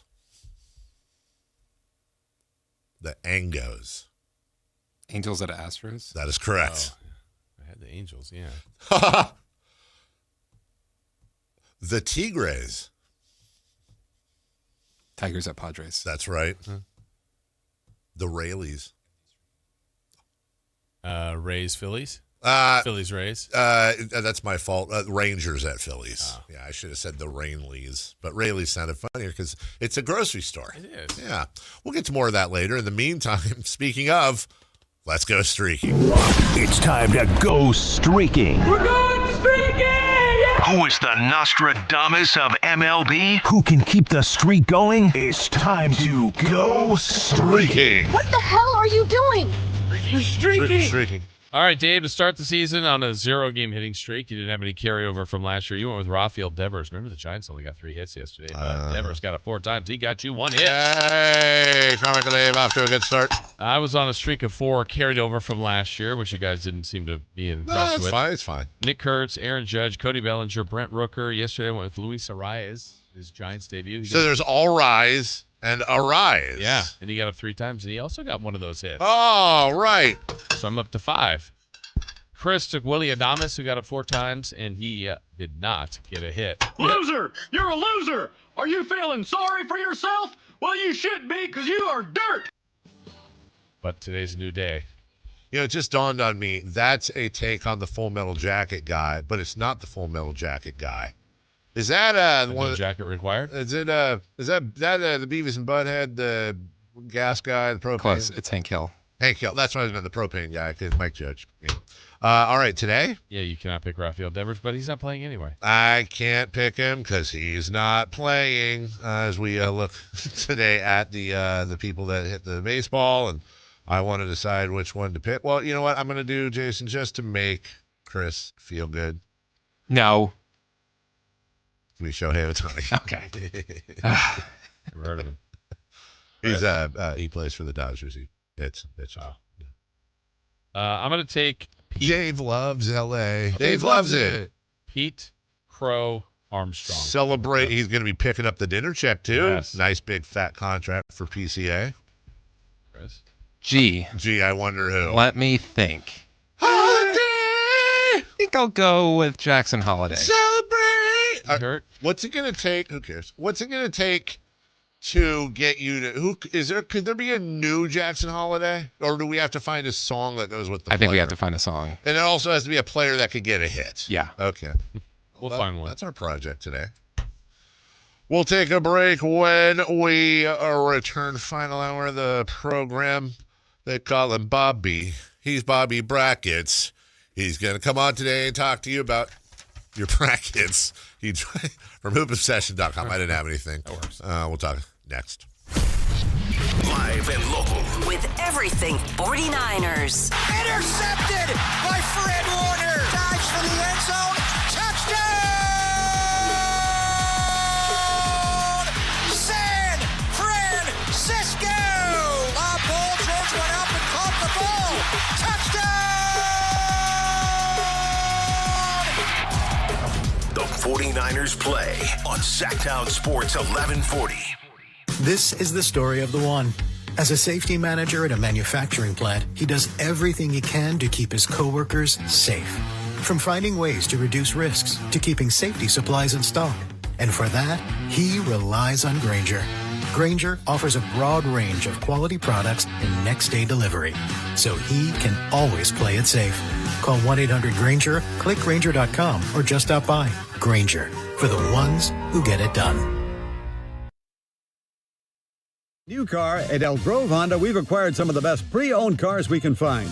We've kept only the best of our trades, and our buyer has found some of the finest pre-owned Hondas available in Northern California. You can see for yourself at elgrovehonda.com. Whether you purchase a brand new Honda or a like-new pre-owned Honda, your car buying experience will be the same. We have the right Honda at the right price. You'll find us in the Elk Grove Auto Mall, Highway 99 and Elk Grove Boulevard. I gotta get an Elk Grove Honda. I'm Boomer Esiason. My mom died from cancer. She was only 37 years old. She didn't have life insurance, and that was devastating for my family. That's why having life insurance is so important to me. Ethos makes it fast and easy. Get a quote in seconds, apply in minutes, and get same-day coverage. You can get up to $3 million in coverage with no medical exam. Get your free quote at ethos.com/music. That's ethos.com/music. Paid spokesperson. Time spent on application may vary. Online health questions required.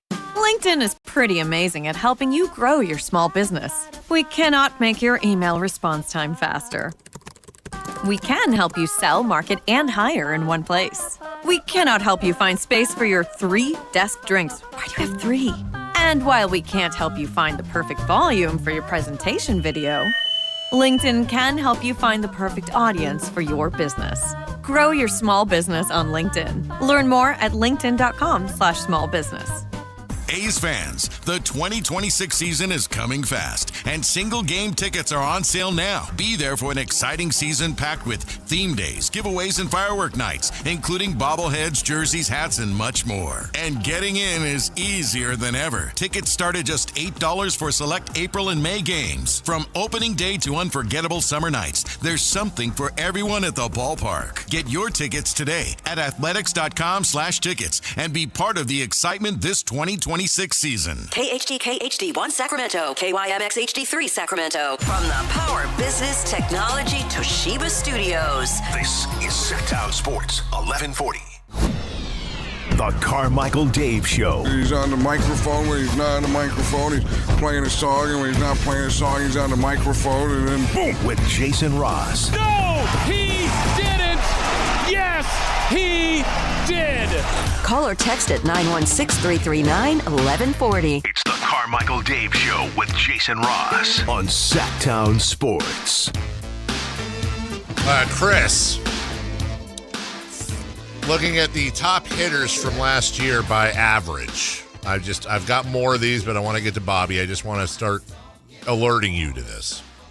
Possible Jackson Holiday replacements.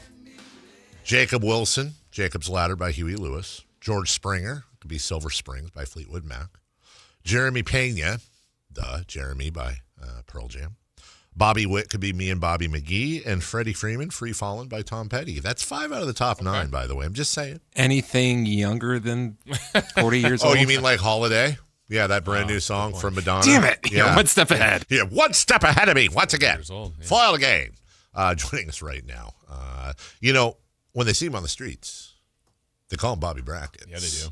From hoopobsession.com. And for a good moment there, and still leading our pool. Well, he and Chris. Yeah. That was, what's your team's name, Chris? Brian's Hat. Yeah. Those are the 2 first-round leaders. That was... Hey, we should let them talk. One was a fluke. One has his website and was not a fluke at all. Hoopobsession.com, the one, the only Bobby Gerald. The dapper-looking Bobby Gerald today. Good morning, sir. How are you? I'm good. How about you guys? I'm good. Great. Jason, how are you? I'm great. Chris, how are you doing, Chris? Everybody's good. Oh, wow, really? Okay, we'll back to that in a second. Well done, Bobby, in that first round for the most part. Took a lot of people to school on that, backing up your knowledge. Well, I appreciate that. Hanging in, I think, in second right now, second or third, I'm not sure, in J. Ross's pool. So Arizona's still alive. I had 2 entries and lost one of them. So I'm sure that's what everyone cares about. I do. Well, you did 2 entries, Dave. I did 2 entries. Yeah, that's smart. 2 every year. Yeah. Yeah. Everybody's picking Arizona, so you gotta get everything right with Arizona. And then, who was your my second pick is Michigan, Bobby. Who was yours? Mine was Florida, and obviously they got Iowa'd. So they are out. Who would have thought the land of pork and corn would have 2 teams in the Sweet 16? That's what I call my dining room. And be careful how you say that. Yeah, exactly. Yes. Don't combine pork and corn. That's what they always say. Jason?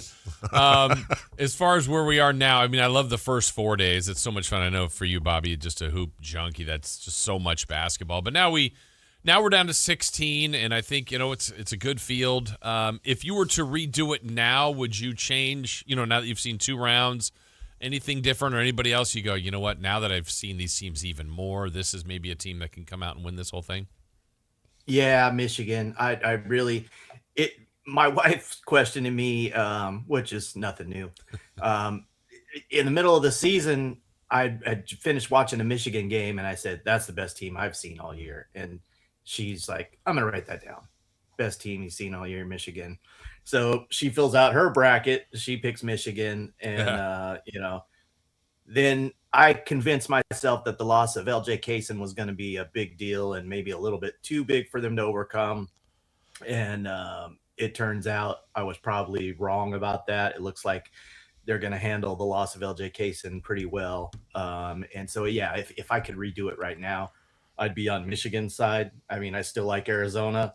Big game tonight, Arkansas and Arizona. Arizona's a 7.5-point favorite. And by far, if you look at the totals tonight, by far the highest scoring game expected, 166.5. That compares with, say, for instance, Iowa, Nebraska, which is 35 points lower at 131.5. So the ball's going to be getting up and down the floor here tonight, Arkansas and Arizona. It should be a good one. Well, and let's stick on that game for a second. I think a lot of Kings fans are going to be looking through a magnifying glass at that, and that's Arizona, 1 seed, versus John Calipari and his team. The very same John Calipari, along with an assistant, that was courtside for a Kings game a couple of days ago. They're down in San Jose. Darius Acuff Jr. has been getting a lot of press around here recently, the 6'3" guard for Arkansas. 23 points, 3 boards, 6.5 assists. I want to throw something at you, Bobby, because I do really respect your basketball knowledge. I'm very scared of his defense. And in today's day and age in the NBA, you sense this sea change, really, where you have the Ja Morants and the Trae Youngs of the world. And I know I'm being unfair to Acuff, but they're great. They score. In Trae's case, he's a walking double-double, and then 4 years later, they're max guys who have barely any trade value. Do you have a thought as to why Acuff might be different? That's a good question, and it would definitely give me pause. I mean, I think anytime you're talking about 19-year-old kids, you want to hope that, defense is all teachable stuff. He's 6'2". We're talking about Acuff here. He's 6'2", listed at 6'2". I don't know if he's really 6'2". Yeah. But they say he has a 6'6" wingspan, which gives him a little bit of additional help there. I think physically he's bigger than Trae Young as far as, broad shoulders, a little more stocky, which I think gives him a chance to be a better defender.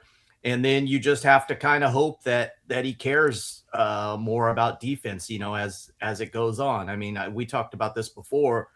If you watch him, and I love Darius Acuff, but if you watch him, he off the ball, he struggles. Yeah. He just doesn't have good fundamentals. He loses sight of the ball. He loses sight of his man.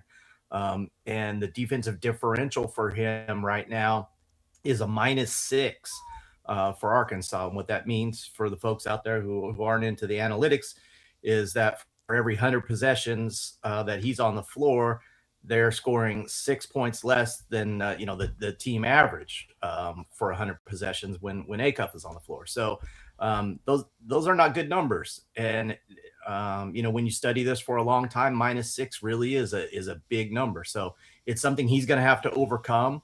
But again, as I've said every time I've talked about Acuff, it's nothing that can't be taught or fixed by someone who really wants to get him to turn his game around on that end. And he's going to have to in the NBA, or else he's not going to succeed the way people want him to succeed.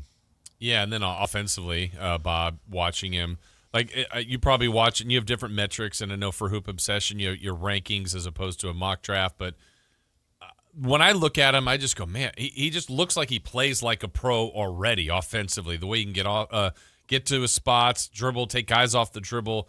He just has such a pro-looking game to me. What do you see from him on the positives here on the offensive side?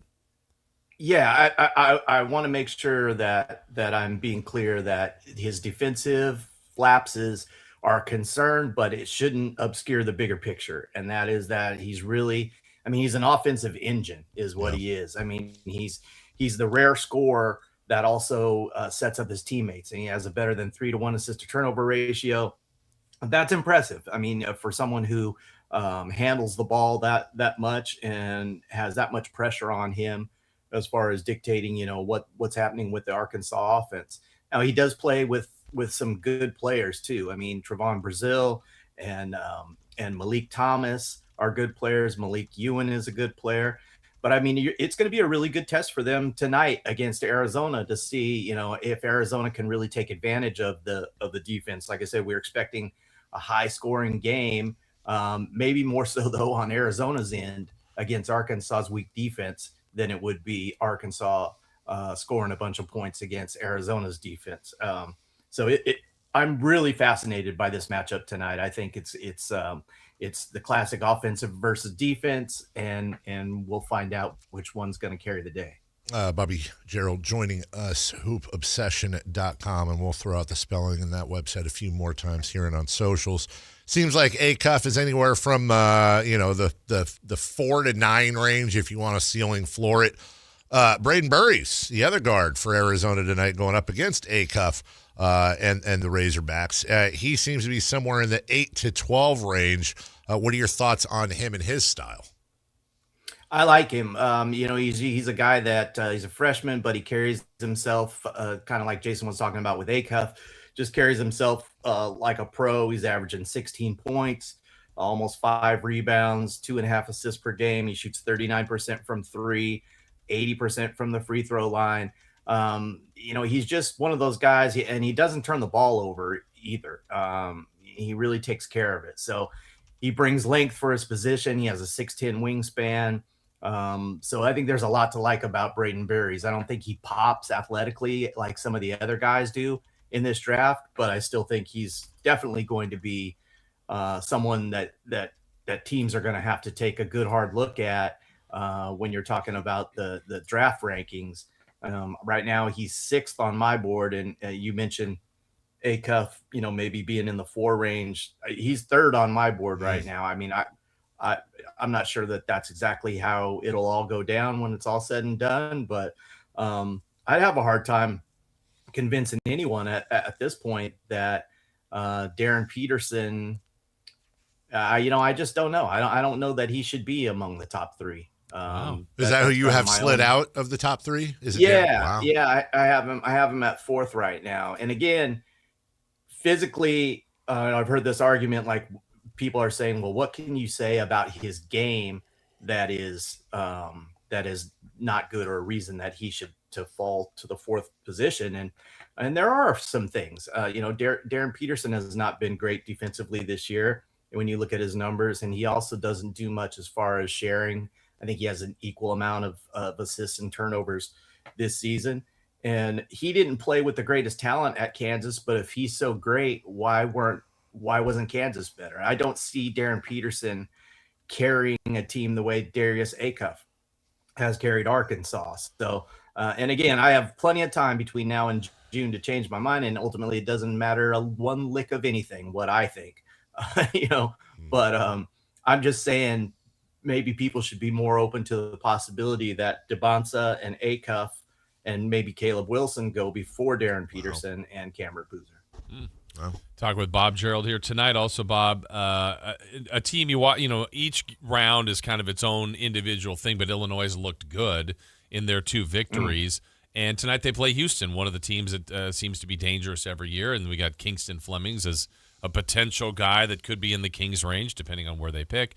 So maybe a 2-parter. Your thoughts, like, could Illinois pull off what would be a little bit of an upset tonight? And 2, where do you have Flemings on your board? So I've got Kingston, let's see, right now 9th, which is a little bit of a fall for him. I think the more I watch him, I see some things that concern me a little bit about his shot. It's kind of flat, but I still like him. He's just one of those guys that I like as far as how quick he processes. Another real primary ball handler who just is really difficult to keep out of the paint. He gets into the paint and makes things happen. And, like I said, too, when it's all said and done, Kingston Flemings might end up being higher on my board. Some guys are going to stay. Some guys are going to go back to school. There's going to be a lot of change between now and June, but he's a really good piece, and he's definitely going to be fun to watch. That game, let's see, that's the final game tonight. Houston's favored by 2.5. But I think the interesting thing there for me will be watching Keaton Wagler, who is the Illinois point guard. And he's a baby-faced, thin-framed kid. And tonight he's going to face the best defense that he's seen, probably all year, and the most physicality that he's seen all season long. So looking forward to that. Another kind of contrast in styles when you put Wagler against, a Kelvin Sampson coach team. So it'll be interesting. And I think it's going to be a big deal for Wagler, as a skilled young guard, another one of those 19-year-old kids. He's averaging 18 points and 5 rebounds and shooting over 40% from the 3-point line. So he's another one of those kids that has a chance to really be something, I think, later on, but it might take him a little bit longer, to establish himself in the NBA than some of the other guys, just because of the the nature of his physical profile. And again, not comparing him to Steph Curry, but anyone who can go back and remember what Steph was in his rookie year. We talk about this all the time. If you ask someone at the end of that rookie season, who's the better player, Tyreek Evans or Steph Curry, everyone would unanimously say Tyreek Evans. So you've got to give these kids time. Yeah. That same game, by the way, I know local ties in a way here for Stoyakovich, third school. Is he a pro prospect at some point? I think so. I think the name obviously is going to carry some weight. There's definitely some misconceptions about Andrei Stoyakovich's game. So you would think, son of Peja, he's a great 3-point shooter, but that's really not the case at all. He's a dribble driver. He had one in one of their opening round matchup games where he took it from about the free throw line and dunked in traffic over a couple of guys. He's hard to keep out of the paint, and he's super aggressive. And then he goes to the free throw line and makes his free throws. But the strange thing is, and this is just wild to me, Andrei Stoyakovich is a 24% 3-point shooter. Wow. Can you believe that? And he's never shot over 33% in his college career. That means Stanford he wasn't, Cal he wasn't, and now Illinois he's not. So he's known as a great shooter. The shot looks good, but and it could just be one of those weird things where you just got to throw out the stats. But also 3 years in a row, there's starting to be some pretty good mounting evidence that he's just not a great 3-point shooter. I mean, we can't all be like our dad, which I know a little something about. Just saying, because I was going to save this till the end, but I mean, I know somebody else. Now, Bobby's hair's a little darker. Yeah. But it's perfect. Yeah, it is perfect hair. Because Gary has the most perfect hair in media history. Right. But I feel like, Bobby, yours is a little more textured. Have you enjoyed similar hair genetics, in your opinion? I think, for my age, I think I'm a little bit lucky. You know, absolutely. I think my dad at this point was already grayed up pretty hard. So, I've got him coming in, but not really though. Again, that's what people have tuned in for this morning. Yes, absolutely. To talk about gray hair. Hair talk with the Geralds, as we also talk a little gray bit. hair at that, which is great for your 18 to 24 dinner. You were talking about. It's interesting. I keep thinking about what you said about Darren Peterson, and I don't necessarily disagree with it. I think this is. It seems like this smells, Bobby, a little bit like and we were talking about this the other day, the Paolo Banchero, Jabari Smith Jr. draft, where we might see some dramatics on draft day itself instead of a clear cut. So let's put Darren Peterson in that category. Is there anyone else that needs combine looks more that could make the biggest difference, let's say, more than Peterson, or in that category?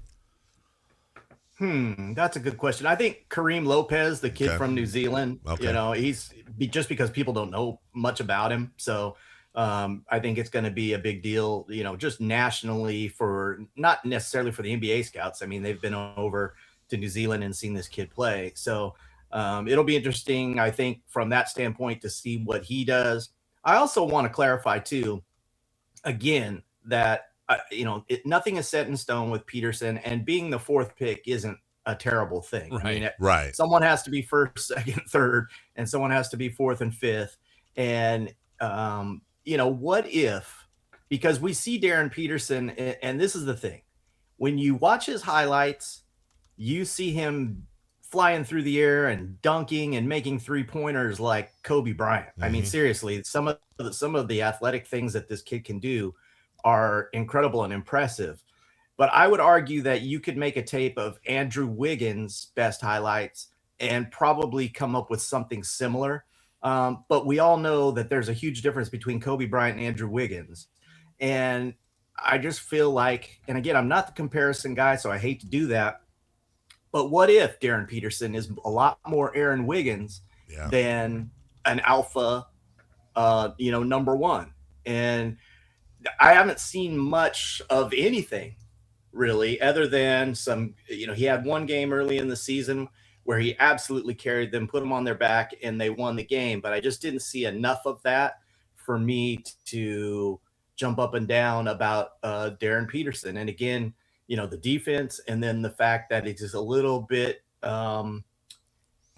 I don't want to say he has blinders on, but he's not, he's just not a gifted sharer of the basketball in the way that Acuff is. I don't think Peterson is the alpha scorer that AJ DeBonsa is. And then I just have a personal love for Caleb Wilson that I grapple with the most. If anything, if there was any movement, it would probably be Peterson going back up ahead of Caleb Wilson or Acuff.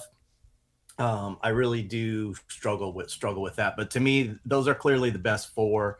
And then I think Cameron Boozer, again, if you just went by the math, and I said this before, he'd be the first pick. Yeah, I mean, he leads the NCAA in box score plus minus. It's incredible some of the things that he does, but when you watch him, you just feel like, how's that going to translate in the NBA? I'm not sure. It's bigger, stronger guys down there low in the paint. How's that going to work with his game? So I think he's going to be good. Yeah. But I don't know if he's going to be as great or impactful as some of the other guys. So on Mother's Day, the lottery happens. Let's say the Kings get it. They're number one. And Scott Perry says, hey, Bob, you know what? We're going to have you take that first pick for us.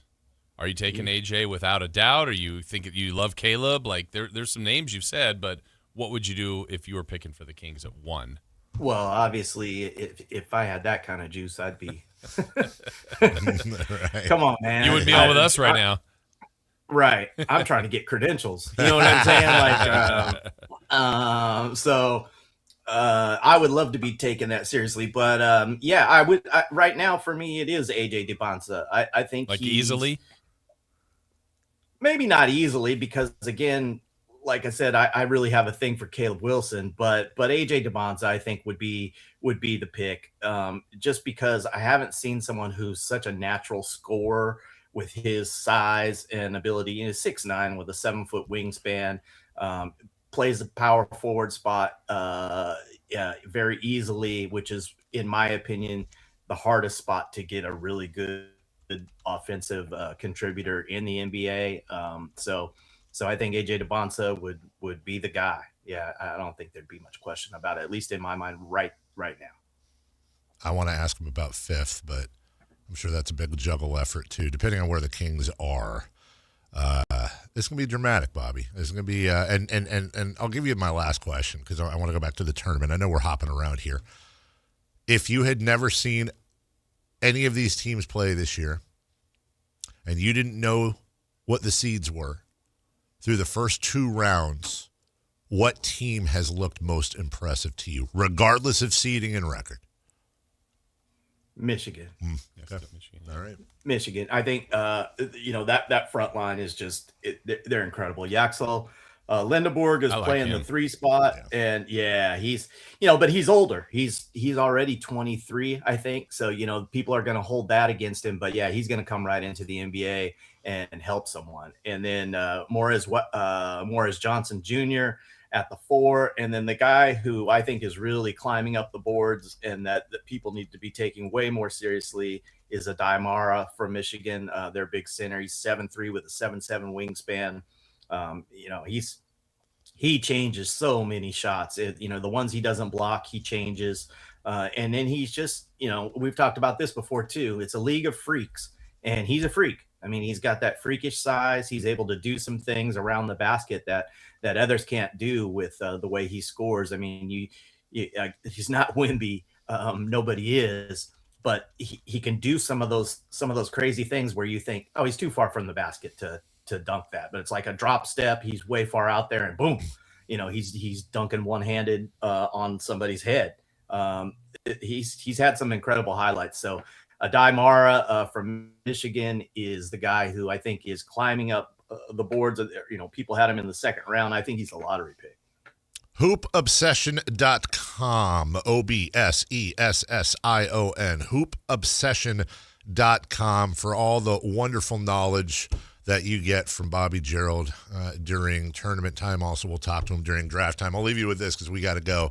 Going back to the hair real quick. I asked your dad if the Kings won the title, Could I do what I've always wanted to do my whole life in celebration? And could I find him, hug him, and tussle his hair? He said absolutely, right? Do you buy that? Yeah. Oh, yeah. Absolutely. Okay. Yeah, for sure. If your dad ever got mad at me, if Gary Gerald confirmation, that's fine. Because if he ever got mad at me, I would literally, I've said this before, I would actually start crying as a grown man. So good stuff. Bobby, you're the best. Thank you so much. And we'll talk to you next time. Thank you, guys. All right. Take care. That's Bobby Gerald, hoopobsession.com. Now I want to see it. The hair tussle? Yeah. So do I. Because that also means a championship. That's kind of my first point. Yeah. And G-Man would be there for the call. Yeah. It's that's perfect. That's second. Yeah. That's all I want. That's all I want in this world. What's on Deck? Brought to you by Trex Decking and Railing and much more. We got a lot on deck tonight, kids. Coming up right after this. Stay up to date on Sacramento sports. Join the Sactown Sports 1140 newsletter. Visit SactownSports.com. You bought an RV, and you got an automatic discount from Progressive by bundling it with your home or auto insurance. That's great, but a serious word of warning every RVer should heed. You don't need to talk about things like dry weight or dump stations. And you don't need one of those expensive water filter straws either. Because the most extreme thing most RVers encounter is a campsite without hookups. So just enjoy yourself. And Progressive's automatic discount when you bundle your RV, boat, or motorcycle with your home or auto insurance. Progressive Casualty Insurance Company and affiliates. Not available in all states or situations. Jackson Hewitt has a great tax prep deal, $149 or less. Missing out is like ignoring the check engine light in your car. You'll regret it. Seriously, the price is only $149 or less, no matter how complicated. So don't wait. Like when you get a password expires today alert or you're shopping online and there's only one item left. It's like your taxes are in the cart. Just complete the purchase. Hurry! This deal for $149 or less is like your phone at 1%. It's about to power down. Limited time offer for new clients on federal returns. Participating locations only. Terms at jacksonhewitt.com/149. Injured and you're considering an LA law firm looking to charge you 45% to 50% in attorney's fees? That's overcharging. Ashton & Price has been around for over 25 years, and I can tell you no matter how complicated your injury case, you should never be charged 45% or 50% in attorney's fees ever. Direct, experienced, unrelenting, and honest local representation matters. It's called Home Court Advantage for a reason. Ashton & Price, serious local attorneys for serious people with serious injuries. So for the best local advice, don't think twice. Call Ashton & Price. What's up? We're talking to Chad Hoblet, Hoblet Dodge, Chrysler, Jeep, Ram, and Woodland. Chad, what's going on for the Declaration of Deals sales events? We're pledging our allegiance to deals and savings. Right now, you can save up to $15,000 off MSRP on new 2026 Ram 1500 crew cabs, or save thousands of finance charges with 0% financing for 60 months and up to $9,000 Hoblet discount. Wow, 0% and up to $9,000. That's pretty amazing. We're here to help you save on your next new truck. Plus, with over 400 new Rams available, your perfect Ram is waiting. And if you didn't hear, the iconic 5.7-liter Hemi is back. We have over 60 available with 40 in stock. Search, select, and save through their whole inventory at HobletDodge.com. Nobody beats Hoblet, period. 15,000 total net savings on select new 2026 Ram 1500 Laramie after $57.94 factory rebates, $82.06 Hoblet discount, and $1,000 Hoblet business owner bonus with proof of business ownership. Rebates include $500 military or first responder bonus cash for eligible members. 5 at this net savings, 0% for 60 months. Must finance through SFS for well-qualified buyers in lieu of all rebates. $16.67 per thousand borrowed. See dealer for details.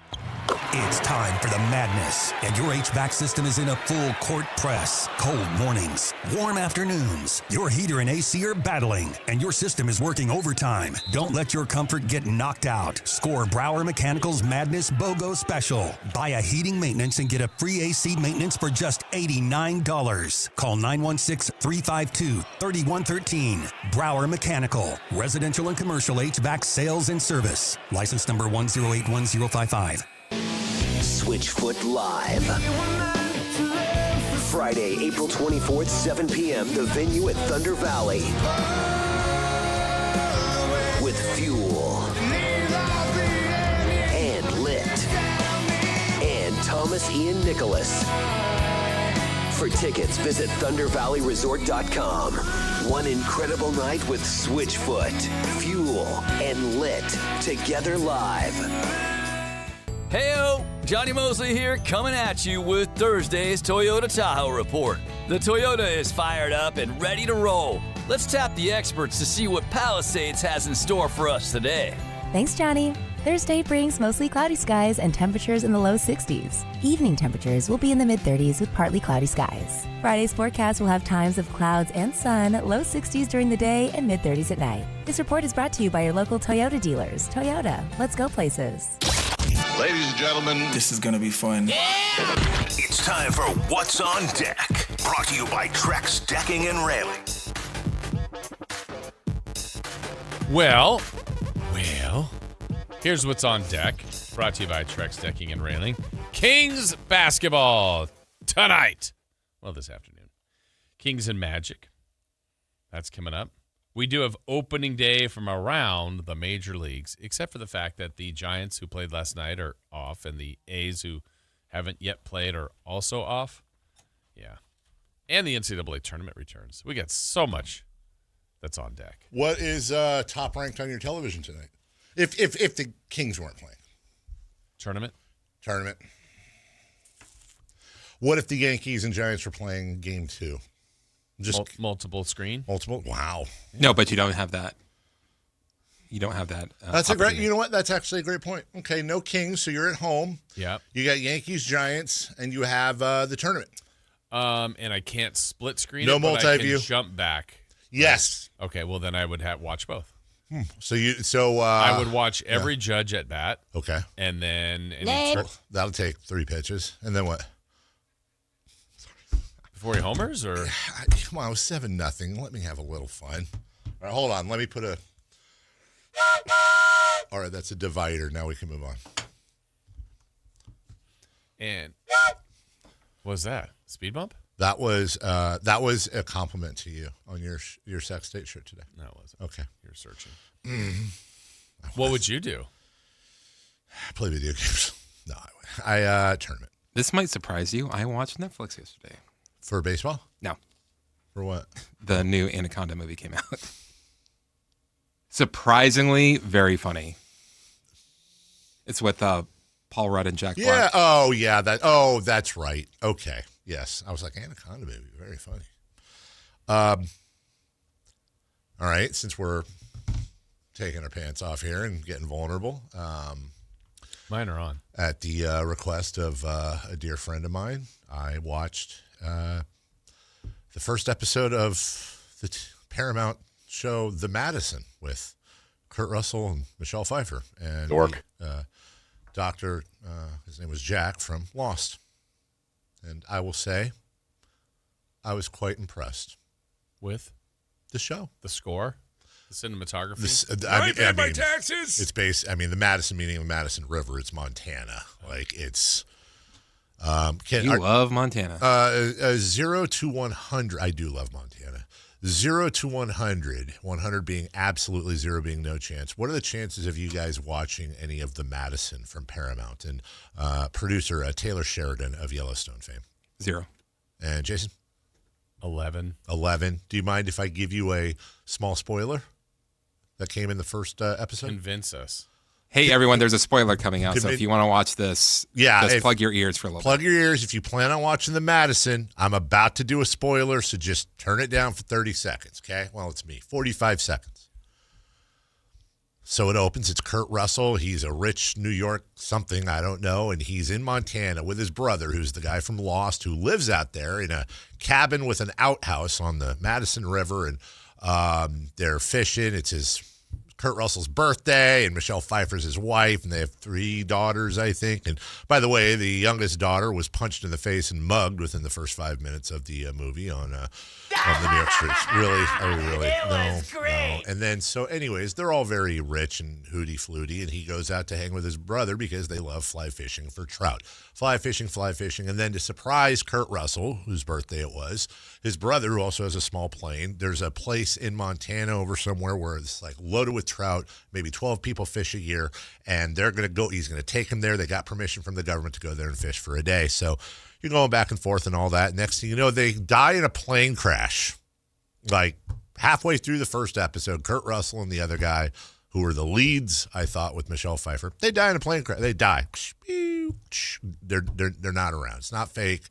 And then she has to go identify the bodies along with the daughters and all that and clean everything up. And kind of looks like maybe they're going to stay out in Montana from New York City and discover why their dad/husband of 40 years loved Montana so much. I would like to apologize to our listeners for saying 30 seconds. Yep. I should have told you 5 minutes. It was not 5 minutes. It was over a minute, though, for sure. And I would say closer to 5 minutes than 30 seconds. And the key line was after 45 seconds. hate you guys. I've changed my number from 11 to 1. So I did well. Good. I don't want anybody else to watch it. It's my show, and you can't watch it, and I will enjoy it. By the way, the Kings have signed Daquan Jeffries to a hardship 10-day contract. What? We lead the league in Daquans. Plowden, Jeffries, Murray, Murray, Sabonis, Christie. Yeah, Daquan Christie's the head coach. Daquan Cardwell. What the hell has Quan in it? I'm trying to play off of it, but all I can think of is Kwanzaa. What is? Come on, there's quantum physics, Guantanamo Bay. No. Anyways, they signed him, so that's good. Yeah, we are the league leader. Hey, OKC has the Jaylens. We have the Daquans. And then, Chris, I want to run this by you, and by you, this is for you and for our good friend MC on the chat here. Hello. According to the Touchline, a sports Twitter account with 1.5 million followers, the brand new rules for the FIFA 2026 World Cup are in. These are adjustments. I want to get a quick yay or nay from you on these, okay? You can use your hands. You can, as a matter of fact, and if you get hurt, we will get the magic spray. Number 1, quick subs. When a player is taken off, he has 10 seconds to leave the pitch. If they take longer, the replacement has to wait a full minute before entering, leaving his team with one fewer player. Yay. Throw-ins and goal kicks. Once a throw-in or goal kick is assigned, a 5-second timer will be applied. If the player takes longer than 5 seconds to throw or kick the ball, it will result in loss of possession. Yay.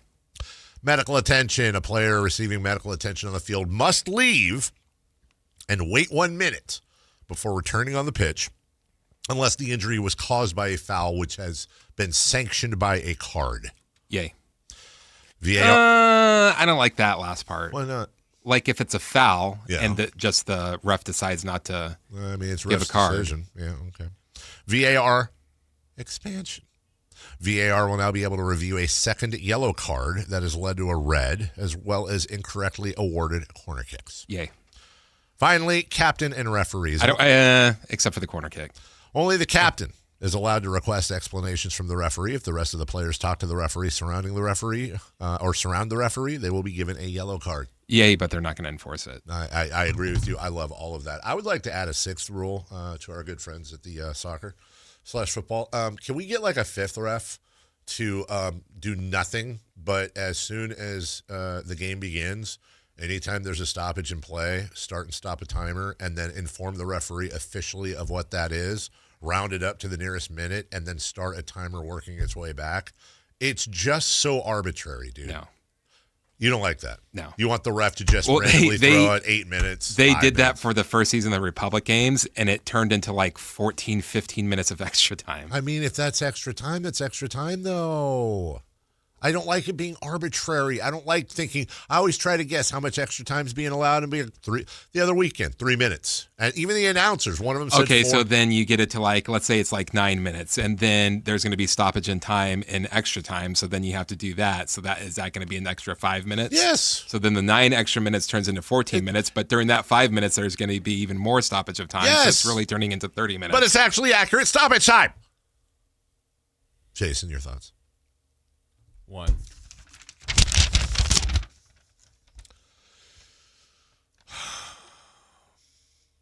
Already did Pelistons, right? Yeah. NCAA tournament. To do. Tattoo. I already forgot who's playing Purdue. Tennessee. Tex do. Texas, Purdue. Iowa. Iowa, Nebraska. Arkansas. That's pretty easy. Yeah. Arkansas, Arizona. Elliston. Illinois, Houston. We'll take a break. When we come back, Crosstalk, Matt Kalin, celebrity birthdays, and more next. Download the Sactown Sports app. Sacramento sports in your pocket. This is Sactown Sports 1140. Did you know GoodRx can help you save on medication, manage prescriptions, and get trusted health information? If you're one of the millions living with a heart condition, check GoodRx for an easier, more affordable way to manage your health. GoodRx offers common heart medications for under $30. Just search for your prescription, find the best price, then show your pharmacist the GoodRx coupon. and it works whether you have insurance or not. To start saving and better manage your heart health, download the free app or visit GoodRx.com today. GoodRx is not insurance but can be used instead of insurance, including Medicare and other federal and state-funded programs. Check engine or ABS light on? Take the guesswork out of your warning lights with O'Reilly Veriscan. It's free. Ask for O'Reilly Veriscan. O'Reilly Auto Parts. How can you free your team from time-consuming office tasks? Amazon Business. Smart business buying tools enable buyers to find and purchase items fast so they can focus on strategy and growth. Free up your teams and focus on your future. Learn more at amazonbusiness.com. When life calls for a little extra, a kitchen upgrade, paying off debt, or that dream vacation, Valley Strong Credit Union is here to help. With a Valley Strong home equity loan, you can tap into your home's value with competitive rates, flexible terms, and local guidance you can trust. Get approved in as little as 5 minutes, with funding in as few as 5 days. Your goals are within reach. Visit valleystrong.com to get your offer today. Valley Strong Credit Union. Grow your possibilities. Equal housing lender, NMLS number 456506. Spring is here, and there's really nothing better than hitting the open road in a new Honda. Whether you're shopping new or pre-owned, Stockton Honda has the selection and savings, plus get top dollar for your trade. And while life's roads are often filled with bumps, buying from Stockton Honda couldn't be smoother. Wherever the road you travel might lead, Stockton Honda is happy to get you there. Come in today or go to StocktonHonda.com. Anytime, anywhere, it's all here. StocktonHonda.com.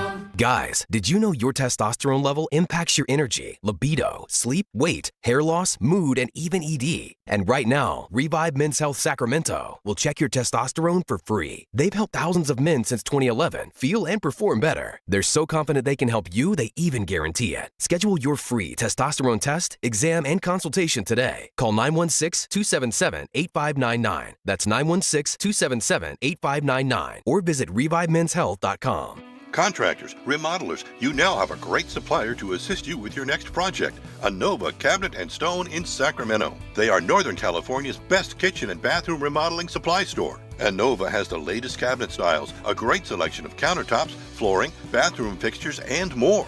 Visit their website, InnovaCabinetStone.com. Take advantage of their grand opening special, a $750 in-store credit. Stop by today, Innova Cabinet and Stone in Sacramento. It's time for the news of the day. The latest headlines, the biggest stories, hard-hitting analysis. Yeah, this is none of those things. And now, here's Carmichael Dave and Jason Ross. Yeah, here we go. It's already started. Kayla, you came in and immediately made a comment I did not hear. Yeah. Why does this sound weird? There we go. You made a comment I could not hear. You immediately noticed my banana. Yeah. Hello.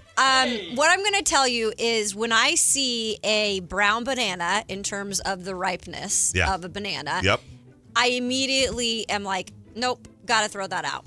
Got to throw that. That is gross when you peel a banana like that and it's mush. Are you green banana? Yes. Ugh. Yes. Not pure green banana, but just like one banana. Like very ripe banana. Jason and Chris will back this up. That is the absolute correct answer. All right. I feel the same way. I will not be eating this. I guess you. I'm strange because I like my banana to have flavor. Uh-huh. Oh, like this doesn't like green banana doesn't green and like she said it's like a Grello. Yes. So why is your gross banana on our table? I thought I might offer it to some. First off, I grabbed it at 4 a.m. No one wants your banana. You couldn't see it? Let's actually do an investigation. Hold on. I'm gonna totally fine. It's not even take brown out on the my inside. banana. Well, I was gonna take it. Taste though, it's just Yeah, I gotta be honest, Kayla. It looks pretty good, So though. that's the thing. If like somebody just took the banana out and handed it to me like this, I would think it's a good that's banana. actually It's a good perfect banana, yeah. But you're right. It's a little mushier and it's a little sweeter. Exactly. Ew. Oh. I gotta be What do you honest with you. think? It's actually a good banana. Huh. I Wow. want to say, Wow. I'm with you. I want Really? to say it's not because if there's even like one brown spot on my, I'm not eating it. No. The hundreds of years of bananas, and apparently they were right the entire time. Interesting. No, because usually if there's even like a brown little dot, like a liver spot on one, half the thing's brown. Exactly. This is like an undercover banana. Now you can use those for banana bread, which is great. banana muffins, banana protein balls. Sure. Smoothies. Yep. I don't like to put them in smoothies. I don't like to put brown bananas in smoothies. I feel like I'm eating the mush. It's not a brown banana. No, I would put this in a smoothie. Drinking the mush. Here's a hack for you. I actually slice bananas and put them in a Ziploc, or you can buy them like that, and you put them in the freezer. And then when you put them in your smoothie, it thickens the smoothie and makes it nice and ice cold, so you don't have to put ice. I use the frozen fruit as the ice in my smoothies. 339-1140. Interesting. You use Should open up a smoothie shop. Now your exposed banana is on the table. You want a bite? Oh. Ow. Wrap that thing up. Also, put it away. Save me a lot of money. Also, on tuition. Chris, Bobby Witt could be me and Bobby McGee. Oh, jeez. I said Freddie Freeman, Free Fallin', and Paul Goldschmidt. How about Goldfinger? Oh, I love Goldie. Yeah, we were trying to figure out replacements for Jackson Holiday. Yeah, Holiday. Yeah. That's why he does it. Picks Jackson Holiday all the time. No, I've got several Holiday songs. Yeah, because you play Holiday, and then do you have it handy if he does not get a hit? If he gets a hit, Chris plays Holiday Roads, right? No, that's if he doesn't play. If he doesn't play, he plays Holiday Roads by Lindsey Buckingham. Then if he gets a hit. If he gets a hit, he plays Madonna's Holiday. And if he doesn't get a hit, it's from Wedding. Adam Sandler's Holiday. Yeah. Oh, yeah. Celebrate. Did you guys like the Netflix broadcast? Did you guys watch it all? I like the result of the game. Of course you do. It was fine. Did you It not? was fine. Oh, I liked it. Wow, I my hated best that. part, my favorite part, Jameis Winston, by far. Love that man. Your favorite part of the baseball Yeah. game was the football player. Exactly. Did you see him I go love back? that, man. back and Okay, forth now with I Michelle understand why Dapper? you liked it. Did you see what? He went back and forth with Michelle Dapper. Michelle Dapper, Yeah. I did see that. Yeah, that was fun. Our content partner. He's just such a good dude, man. He'll just talk to anybody. It's funny you Not say too that. good for anybody. When we opened the show and talked about it. So my mom and dad went to Florida State. I'm Yeah, a diehard, and I love Jameis Winston. Wait, what? Shut up. And my whole thing, yes, exactly. See that, Chris? But I was like, one of the things I said was like, look, you're going to find anybody who loves Jameis Winston more than me. I have no idea why he was on the broadcast. I don't either, but He had look, no place on the broadcast. And when then when it- they brought up crab legs, that was a little weird, too. But whatever. I thought it was hilarious. Yeah, He it's went right along with Yeah, it. of course, he's a we great all guy. make mistakes in our childhood. Do you We want to all. hear my list? It's Yes, long. yes. very long. Pull the music boy. down, Yeah, it's please, very real long. quick. Time. Go ahead. At least top 3 mistakes you made as your when you were a child. Kayla, go. Running away from the police. Yep. Jumping a barbed wire fence. Yep. Um, Heard all those. let's see. What's another one? Oh, cutting open my leg at Lake Havasu the first night of my vacation, having my dad have to foot the bill. Okay, I agree with that last one. The first two I didn't see were that bad. Yeah. Well, I didn't go into detail about the stories because I can't. What about jumping a I barbed wire definitely fence? want to hear it. What were you? I think jumping a barbed wire It was fence better than going, running into it. Wow. Leaving from a party. Thanks for listening to our show. She's told the story on our show, but that's all right. I don't listen to your show. I can Oh, tell. I don't listen to jeez. anything. Sheesh. I go home and I shut off everything. I go into a little room that's got I padding. wish I could do that. We listen to you guys every morning. Don't do that.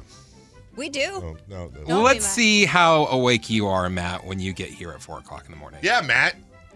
If that's even your real name. How does that? What does that have to do with you listening to Is our that your show? government Because we're name? asleep. We're You taking- listen to our show. I Yeah. like you. He's here all day. He has to listen to the shows. We're napping. Man, You got a nap, dude. I didn't nap when I did the morning show. Well, you're better than me. Got her. Jason listens to the show. Does he? I mean, I've J. Ross has listened no to the comment. show. I jumped a barbed wire fence. Let's go. That's a celebration. It's an accomplishment, man. Mitch, how you doing? Oh, Mitch. How you guys doing? Good. Jason, Yeah. you took the words right out of my mouth with the holiday song, which is from the 80s, 4 decades ago with Madonna. Guy, the little thief. But it's okay. That's where they pay you. 100% agree with you. And who sung that song? Madonna. Took the words Madonna. out of my mouth? Madonna. No, but this is Meatloaf with a little filled risotto. Yep, 100%.